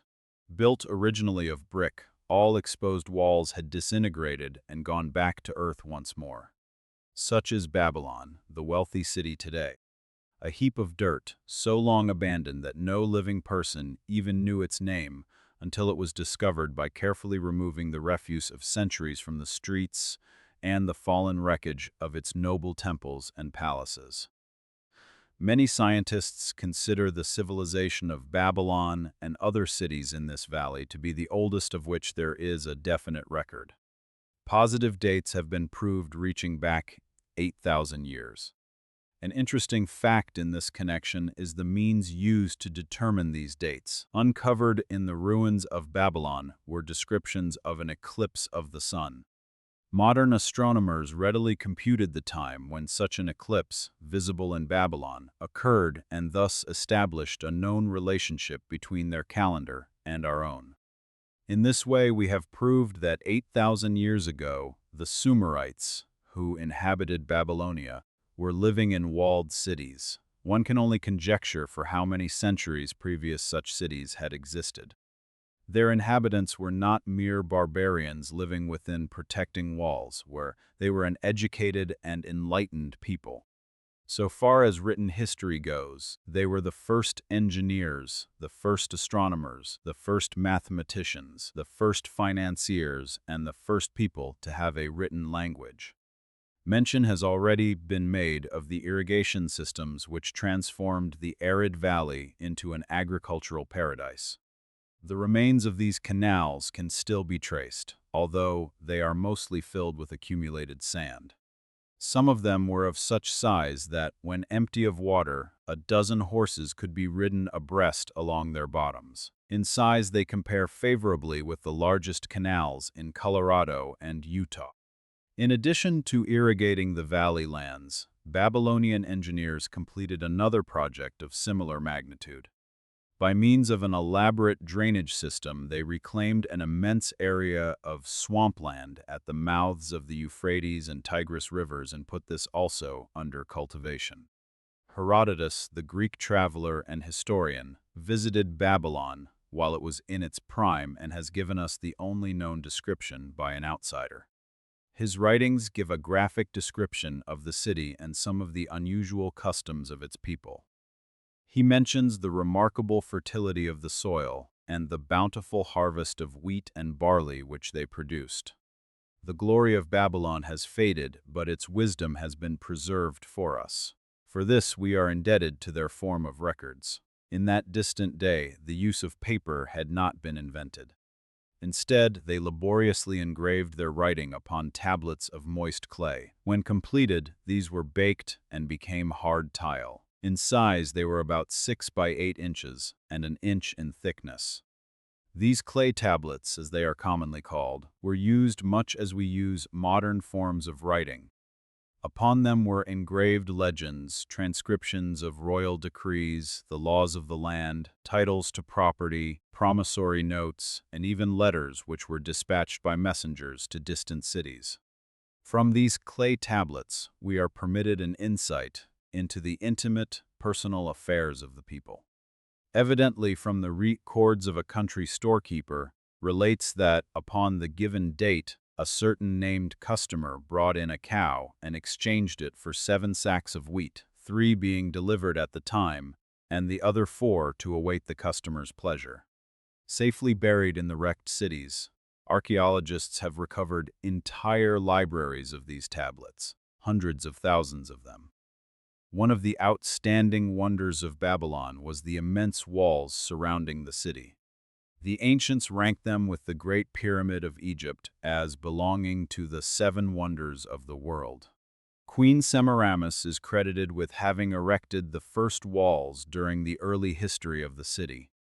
Modern excavators have been unable to find any trace of the original walls, nor is their exact height known.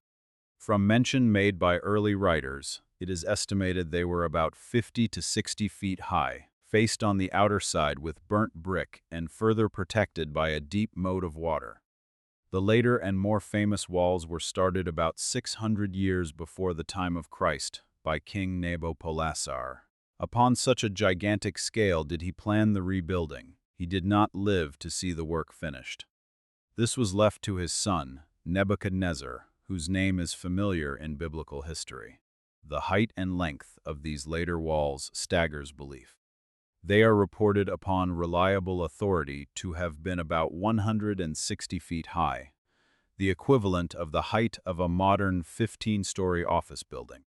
The total length is estimated as between 9 and 11 miles. So wide was the top that a 6-horse chariot could be driven around them. Of this tremendous structure, little now remains except portions of the foundations and the moat. In addition to the ravages of the elements, the Arabs completed the destruction by quarrying the brick for building purposes elsewhere. Against the walls of Babylon marched in turn the victorious armies of almost every conqueror of that age of wars of conquest. A host of kings laid siege to Babylon, but always in vain. Invading armies of that day were not to be considered lightly. Historians speak of such units as 10,000 horsemen, 25,000 chariots, 1,200 regiments of foot soldiers with 1,000 men to the regiment. Often 2 or 3 years of preparation would be required to assemble war materials, and depots of food along the proposed line of march. The city of Babylon was organized much like a modern city. There were streets and shops. Peddlers offered their wares through residential districts. Priests officiated in magnificent temples. Within the city was an inner enclosure for the royal palaces. The walls about this were said to have been higher than those about the city. The Babylonians were skilled in the arts. These included sculpture, painting, weaving, gold working, and the manufacture of metal weapons and agricultural implements. Their jewelers created most artistic jewelry. Many samples have been recovered from the graves of its wealthy citizens and are now on exhibition in the leading museums of the world. At a very early period when the rest of the world was still hacking at trees with stone-headed axes, or hunting and fighting with flint-pointed spears and arrows, the Babylonians were using axes, spears and arrows with metal heads. The Babylonians were clever financiers and traders. So far as we know, they were the original inventors of money as a means of exchange, of promissory notes and written titles to property. Babylon was never entered by hostile armies until about 540 years before the birth of Christ. Even then, the walls were not captured. The story of the fall of Babylon is most unusual. Cyrus, one of the great conquerors of that period, intended to attack the city and hoped to take its impregnable walls. Advisors of Nabonidus, the king of Babylon, persuaded him to go forth to meet Cyrus and give him battle without waiting for the city to be besieged. In the succeeding defeat to the Babylonian army, it fled away from the city. Cyrus, thereupon, entered the open gates and took possession without resistance. Thereafter, the power and prestige of the city gradually waned until, in the course of a few hundred years, it was eventually abandoned, left for the winds and storms to level once again to that desert earth from which its grandeur had originally been built. Babylon had fallen, never to rise again, but to it civilization owes much. The eons of time have crumbled to dust the proud walls of its temples, but the wisdom of Babylon endures.